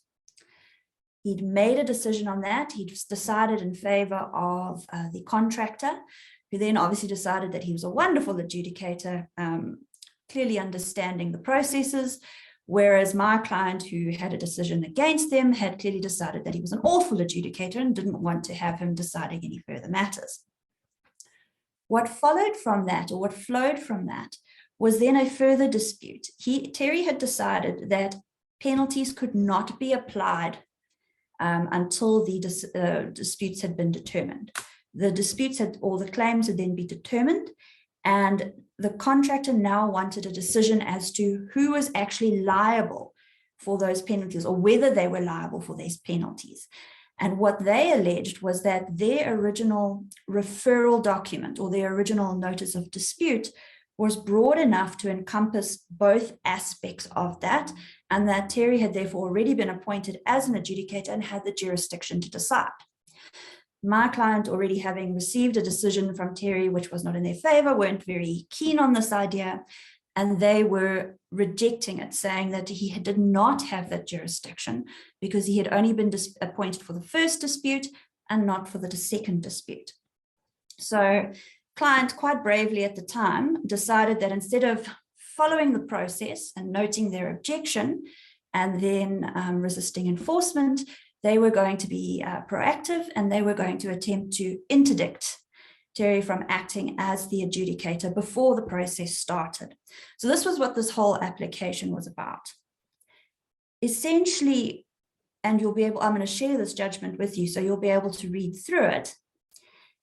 Judge went through the clauses of the contract, trying to determine what the contract, well, what the contract says about how a dispute is referred. So in this particular instance, what he was quite taken with was that it says it must be an express referral. What he also had a look at, and I'm just going to scroll through the paragraphs, is what the notice of dispute said. And in this instance, it had spoken about whether penalties could be imposed. So he refers to that as the imposition dispute. And there was an ambiguous reference to what he says refers to as the liability dispute, who was, well, whether the contractor was actually liable for the penalties. What he did, and he looked in further, was that at that stage, when the imposition dispute was being referred, there was no question about liability because they had not yet been imposed. So considering that, considering the clauses of contract, considering the way the notice of dispute had been drafted, his determination was that there was not jurisdiction for the second dispute, and then Terry wasn't appointed to determine that matter. So a couple of interesting points there. Although, and as Vaughan said, an adjudicator doesn't have the jurisdiction to determine his own jurisdiction unless the contract affords it to him, which in this case the contract did not, what an adjudicator will do, and it's what is usually necessary for him to do just to continue moving forward, is to make a non-binding decision on his jurisdiction. So that's what Terry had done when he was faced with this question by the parties. He had made a non-binding decision saying, I do actually think I have jurisdiction. And that, because he was proceeding with that adjudication, in this case, it's actually fast-track dispute resolution, which is independent expert determination. The process is slightly different, used in the REIPP standard form contracts. But because he'd made the decision that he had jurisdiction to act, my client then brought that application to interdict. And you'll note from the document that Terry did the standard thing, which you would expect any independent adjudicator to do. He'd filed a notice to abide, which essentially says to the court, I know I'm a party, I'm not getting involved, I'm going to comply with whatever the court says I should do. And in that way, he's not attracting liability for costs or any allegations that he was arguing on both part of one party or the other. The second aspect to this decision, which was quite interesting, was that it wasn't that jurisdiction part. It was faced with these arguments, the contractor then raised the jurisdiction of the court itself. Not wanting to incur the ire of the court, they didn't go so far as to say that the court did not have jurisdiction to decide Terry's jurisdiction. What they said was, it's not the appropriate time. The court should be slow to intervene in these processes where the parties have agreed that they will be using this process, this fast-track dispute resolution independent expert process, or it would apply to an adjudication process as well, and that the process should be allowed to proceed, and only at the end, when the contractor is trying to enforce it, then it would fall to the court, if enforcement is resisted, to make a determination on jurisdiction. So remember, that's the difference between trying to interdict at the beginning and trying to resist enforcement at the end. And what the court did is consider that and pick up a number of principles which the court would use to determine whether it is appropriate for them to step in. So they were stating they do have the jurisdiction to decide at the beginning whether there is jurisdiction of the adjudicator, but it's going to depend on the circumstances. So I've scrolled down to paragraph 41, and this is where the court's talking about the items or the principles that they would look at to make that decision. So where the question of competence is not self-standing, so it's not a separate issue that can be decided as a point in limine, it's intertwined with the merits of the matter, or where the complaint concerns how the expert, or in this case, well, in our case would be an adjudicator, exercised the power and not whether he enjoyed the power. So here, my client was saying he doesn't have the power to act as adjudicator in the first place. My client isn't saying he did have the power, but because of the way he acted while he was using it, he no longer has the power. So the court was saying if the question is self-standing, whether he enjoyed the power in the first place, and they were saying they would also look at whether the proceedings were well underway. So has costs been incurred already? Have the parties already started? Have submissions been exchanged? Has there been a hearing perhaps, although unlikely in an adjudication situation? Or are we right at the beginning where nothing's been exchanged, no costs have been incurred? And then they would say they'll also look at if there's some other benefit to be obtained from securing the expert's determination. Perhaps it's a very technical issue where an expert's determination is appropriate, or in this process, the decision was meant to be obtained quite quickly. They only had 20 days to exchange submissions and obtain the expert's determination. So that might be some sort of benefit. Looking at those and weighing them will determine whether the court is inclined to intervene at the beginning or not. Okay, so that was quite an interesting case, one where we were successful. So we always like to bring it to people's attention, how good we are in representing our clients. On the other side of the spectrum, another matter that I'm involved in, we have, and this is an arbitration, but the principles are fairly similar in respect to an adjudication. And I'm just going to see, there we go. Okay, so this is regarding an arbitration. So it's a private process. I've changed the names, I've changed the particulars. You will not be able to identify who the parties are. We had an arbitrator appointed, both parties were agreed and they were happy. They gave him the power to act. There was no question that he was not correctly procedurally appointed. What had happened is the arbitration hearing had started. We'd had 5 days of hearing from the claimant. They'd closed their case. Our client, the defendant in this instance, had opened their case. And then the claimant took umbrage to the way the arbitrator was running the matter. So the claimant alleged that there was bias on the part of the arbitrator. In particular, they were saying that it had come to their attention that the arbitrator had acted as an adjudicator in an unrelated matter where the claimant, so the other side, had been one of the parties. They had attempted to interdict him as acting as adjudicator. He'd made a non-binding decision to the effect that, he'd made a non-binding decision to the effect that he did have jurisdiction in that adjudication, and they'd attempted to interdict him.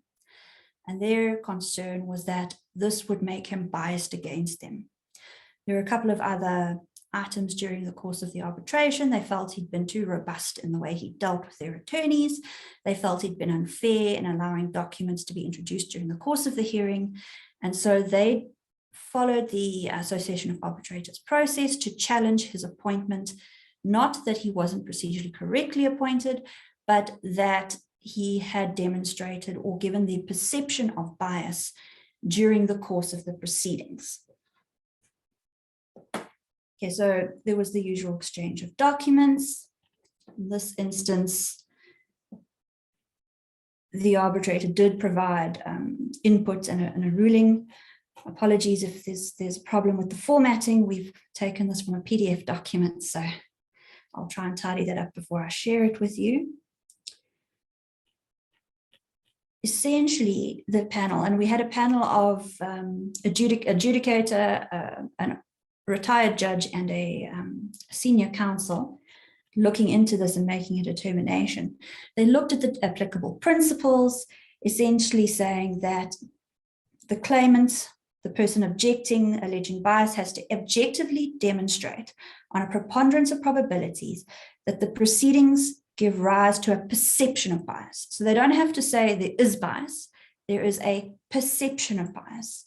It's got to be the perception that would objectively be held by a reasonably informed person who would reasonably apprehend the bias. So that's the test that this panel was looking at.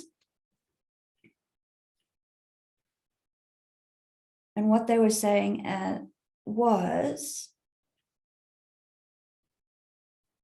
they looked at the original adjudication where the arbitrator in this, Mr. Johnson, we've called him Mr. Johnson, in this sanitized document, he had, in that original adjudication where he'd acted, they said, well, you, complainant, had been a part of these proceedings, so you knew about it. He did not need to disclose it to you because they were alleging that he was biased, and he demonstrated that he had a bias because he was refraining from disclosing this information. They said there was no need for him to disclose that information. Secondly, they were alleging that because they'd attempted to interdict him, this created a bias.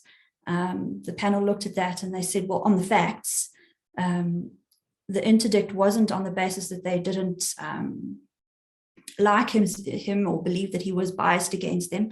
It was purely a procedural issue. And he'd also, and this was quite an important point, he'd actually delivered a decision in favor of the complainant or complainant in that adjudication process, and it had all been concluded before the hearing started. So they said, okay, that's not a point that gives a perception of bias. So then they had a look at the way he had conducted the proceedings. So they actually went through and they had a look at the transcripts, and they could not find any evidence of bias. Looking at the transcripts, he conducted the hearing in a robust manner, which he was entitled to do, and they did not feel that this gave a perception of bias.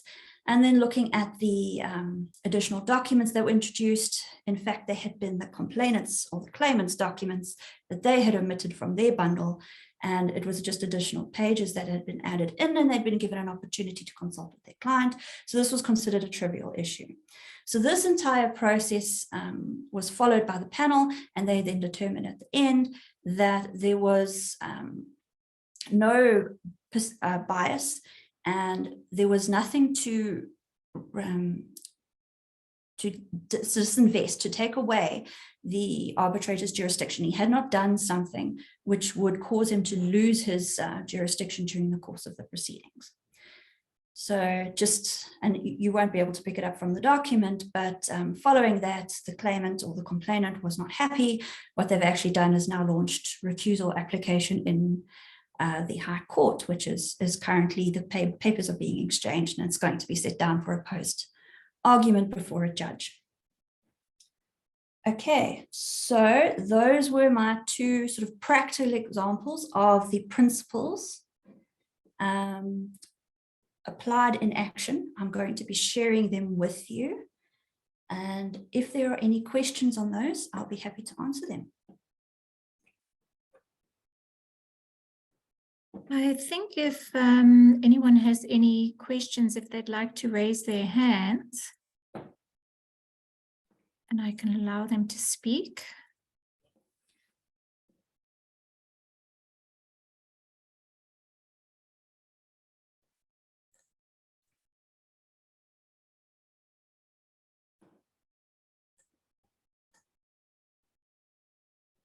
Yeah, I don't see any raised hands. The only questions we have in the Q&A box are just with regards to the details of the book Vaughan was referring to. We can certainly get that information to everyone as well. Just having a look.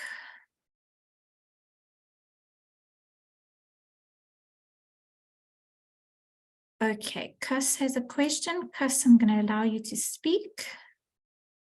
If you can just unmute yourself, and then you're welcome to ask your question. Can you hear me? Yes, we can. Thanks. It's not on Michelle's, it's more on Vaughan's. It's not a question really. I just want to say, Vaughan said, why only adjudication when the contract is completed? Well, why do we get that? And I think two things. It's a hope to settle the dispute. I hope the parties hope to settle the dispute before the end of the contract. And then really what I picked up in adjudication that I could not accept because I knew the contractor, I didn't feel the jurisdiction, and I had jurisdiction because I knew him, was the fear for the consulting engineers who told him, we will penalize you if you take this matter to adjudication. It was, I'm not going to name the consulting, but it's one of the big guys, and it's a Sanral job, where they said, no, man, you can't do that. It puts us in a bad light. And so if you take this to, and the contractor didn't, they really fear the consulting engineers that they will penalize them for the remainder of the contract. Thanks. Yeah, if I may just come in on that, I think that is something that's shared across our industry and has been a factor in our industry for many years. I'm not, we've tried to deal with it on different levels through project kickoff workshops, through engagement, and I think there's two things. We need to mature as employers, as engineers, as participants and stakeholders in the process, because the point of adjudication is exactly what I think you mentioned, Cass, was that you're trying to settle the disputes. So we've tried to settle a dispute. We can't settle a dispute. So let's get at least an interim settlement in inverted commas. Yes, you have to go through the process, but it's an interim process. And what it does is it does allow you to a point to put the dispute behind you. The problem that I'm seeing it more and more is that the procedure is now being criticized for not answering what it should do when the procedure is invoked at the wrong time. So I think there's a lot of educating that's necessary, but also we're going to get to a point, and we must never forget initially why this process was enacted. And if any of you are interested, go and have a look at the Latham report. Again, it's a report that was generated by Michael Latham and his team called Constructing the Team in the 1990s in the UK, and that gave rise to the Housing Grants Act being promulgated. Have a look at what he investigates and the parallels between what he's investigating in the 90s to what we're going to experiencing now and have experienced for a number of years are amazing, and they're very frightening because it doesn't bode well for our industry. We're afraid to shy away from having the engagement in the adjudication, and we therefore lose our rights, we lose the entitlement. So either the contractors are going to price in advance, which I don't know how you'd price for, but there'll be some other factor built in for not engaging in the disputes, which is also counterproductive.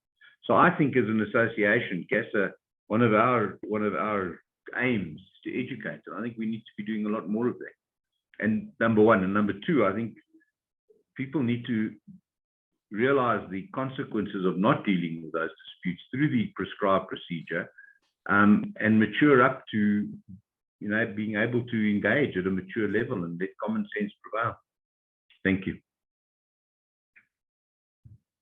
Thanks, Vaughan. Thanks, Cass. Mike, I see your hand is raised. I've allowed you to speak. Yep, sorry, just an issue probably Vaughan can deliberate a bit more, but generally speaking, when a public sector body is one of the parties to adjudication, you always end up conducting, or more frequently than not, one ends up conducting default proceedings. It's not that serious when the contract states that there is an appointing body. It is more complicated when the contract states there is only a nominating body as opposed to an appointing body. And you contact the parties, and invariably the public sector party never responds. They don't sign the adjudicator's contract. They don't pay the deposits. They don't even tender payment of their half share, if that's what the contract states. And it's actually quite distressing as an adjudicator when you end up in these sort of situations, which from the start will basically lead to your decision or determination being challenged at some point in time. And the wording that is used frequently by the legal counsel that represents the state is not that kind towards the adjudicator.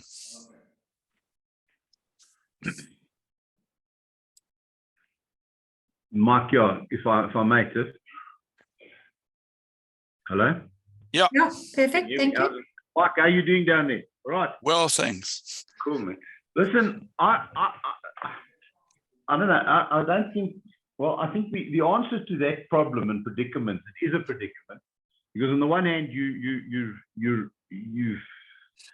wanting to resolve something that has been referred. On the other, you don't want to incur unnecessary costs and end up with something that in any event is unenforceable.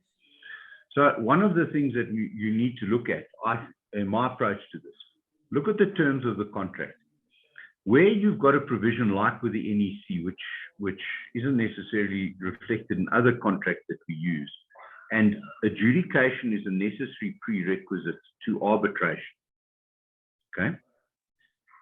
If that is not in your contract, and you don't have to adjudicate as a necessary precondition to arbitrate, one of the things that I've done is I've then proceeded with the arbitration, not as adjudicator. As adjudicator, I've actually said it's pointless carrying on with this process. You've got to avoid advising the parties, obviously. But if the one party is not participating, it's a breach of contract. So there's a process that one would go through to get to a point where you then have to decide whether it's material or not. There may be an entitlement to terminate. There may not be. Probably you don't want to go down that road. So what are you left with? So I've had situations where we've not adjudicated. We've informed the party that we are not adjudicating, because you simply can't, with an adjudication, approach a court to appoint an adjudicator. Section 12 of the Arbitration Act gives you a recourse in that circumstance under the Arbitration Act. But where you've got a contract that you agree to a nominating authority, and I get your distinction between the two, and I think it's a valid point. But let's assume you have a nominating authority, a nominating body. You go to that nominating body, they nominate.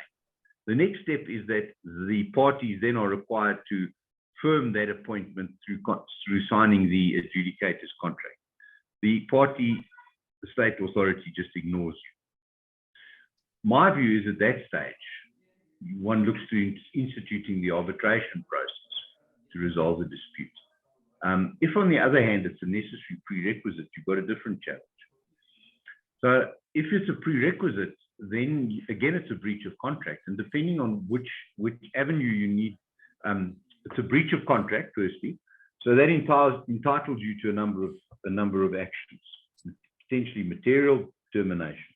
if not material, specific enforcement, specific performance. Now, if you've got a nominating authority and you as a nominated body have nominated body has appointed you, Mike, the parties then, especially the party, aggrieved party who's suffering the breach, I believe can apply to a court to compel signature of the adjudicator's contract. It's a difference between compelling a party to agree to an adjudicator, because I don't believe a court is in that space. So it's a very dangerous, or really, you know, it's walking on ice for an adjudicator in those circumstances.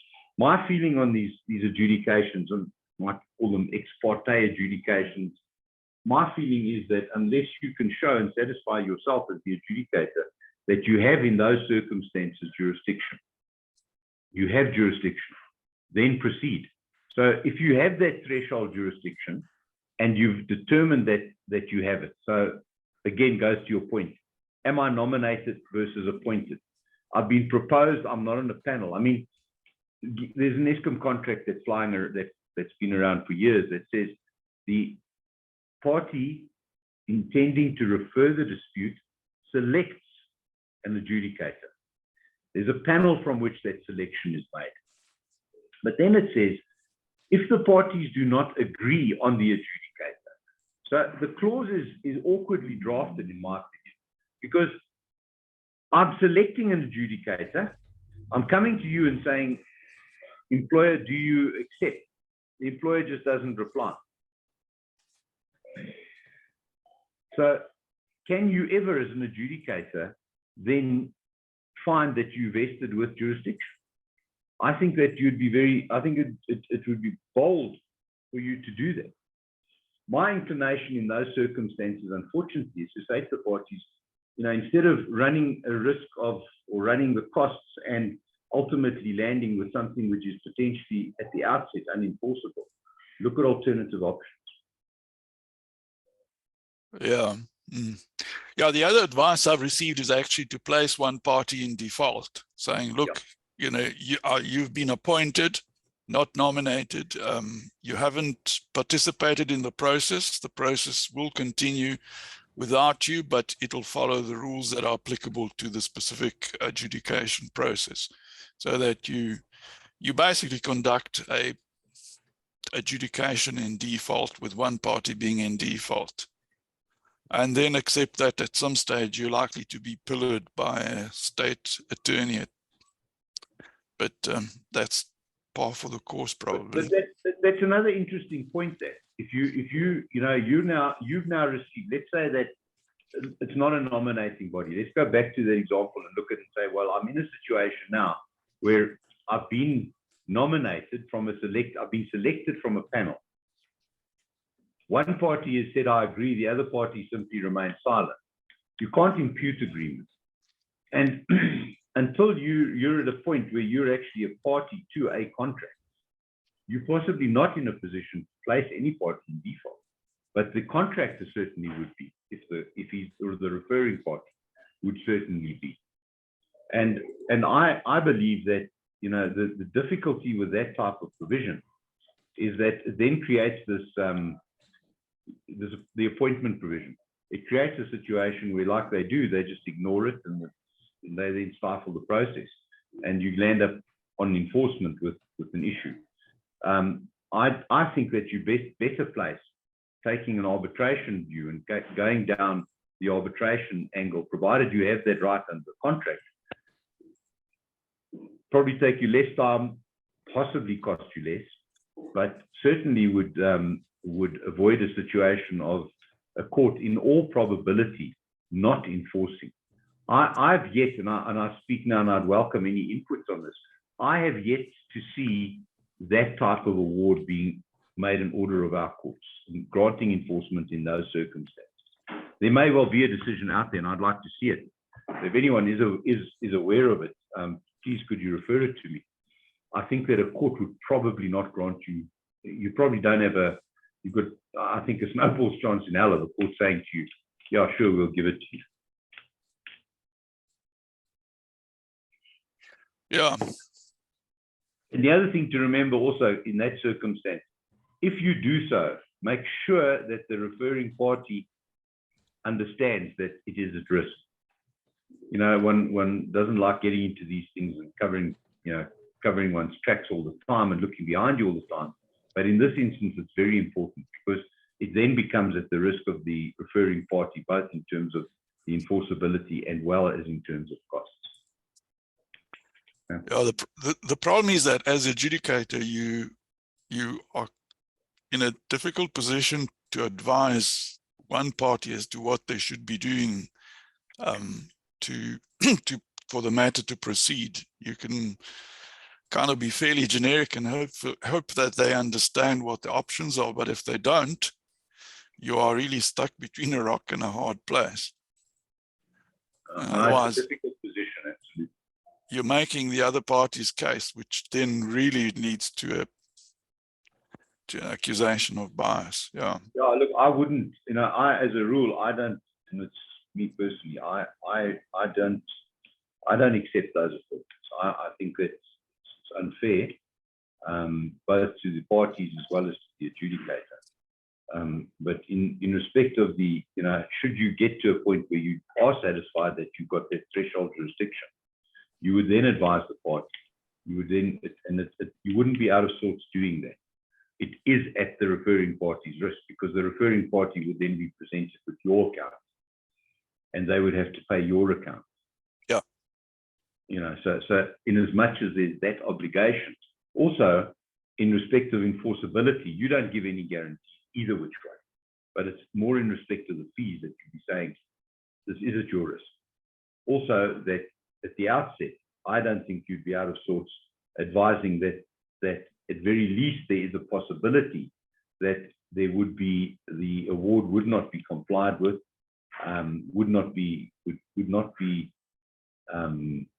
honored, and that there is a probability of enforcement application. And I would leave it at that. And I don't think you'd be out of sorts or exposed as an adjudicator if you go that far. I think it's prudent and indeed necessary. Thanks, Vaughan. Thanks, Mike. I see Robert has got his hand up. Robert, I'm allowing you to speak. If you could just unmute, then you can. Good morning. Can you hear me? Morning. Morning, Robert. If I can jump in, I think it's important to have a preliminary meeting where the details of the procedure is setting out and properly setting out to both parties, and then they must agree with the people on the procedures that is set out. Yeah, if I may, Robert, it's a good process, and I think one in our practice anyway, in South African practice, that most adjudicators follow. An interesting thing to consider, that process normally generates a minute. So you would generate a minute either as the adjudicator, usually as the adjudicator. One of the things that I've seen adjudicators do, and in also arbitrators, that they deal with this jurisdiction issue then, yes. And the parties have to sign to the agreement, in the agreement, and they sign the agreement, wording such as the parties agree that all the preliminary and necessary points for me to have been complied with. And I don't think that that's a bad thing. In fact, some judges that I know will not proceed in the arbitration unless they get that assurance, and that's dealt with at the prelim meeting. And then is recorded and signed in the minute. That minute obviously then becomes part of the record. That deals with the threshold jurisdiction. Under the Arbitration Act, that's all you need to do, because then the Act then is, your jurisdiction and etc. is then largely dealt with under the Act, and I think it's Section 33 and others. But with the adjudication, remember, it's an ongoing process, but it's a good practice, and I think one that's commonly used. Thank you. Thanks, Robert. Okay, thank you. I don't see any more raised hands, and there was a question from Ivan, but I think that was covered previously in some detail. So yeah, I think that's us for today. Thank you, Tiff. If I might just in closing ask one thing. Thank you firstly for everyone participating. We are trying, and Michelle and her committee in the training department are trying to keep the training relevant and interesting. But please don't, as members and members of CAASA and parties interested in adjudication, we invite you to put forward any suggestions or any topics or ideas that you would have to, that we could deal with in this forum, because I think it's a very useful forum, and all the input and any input from members and interested parties is greatly welcomed. And thank you, Tiffany, and everyone for putting this together.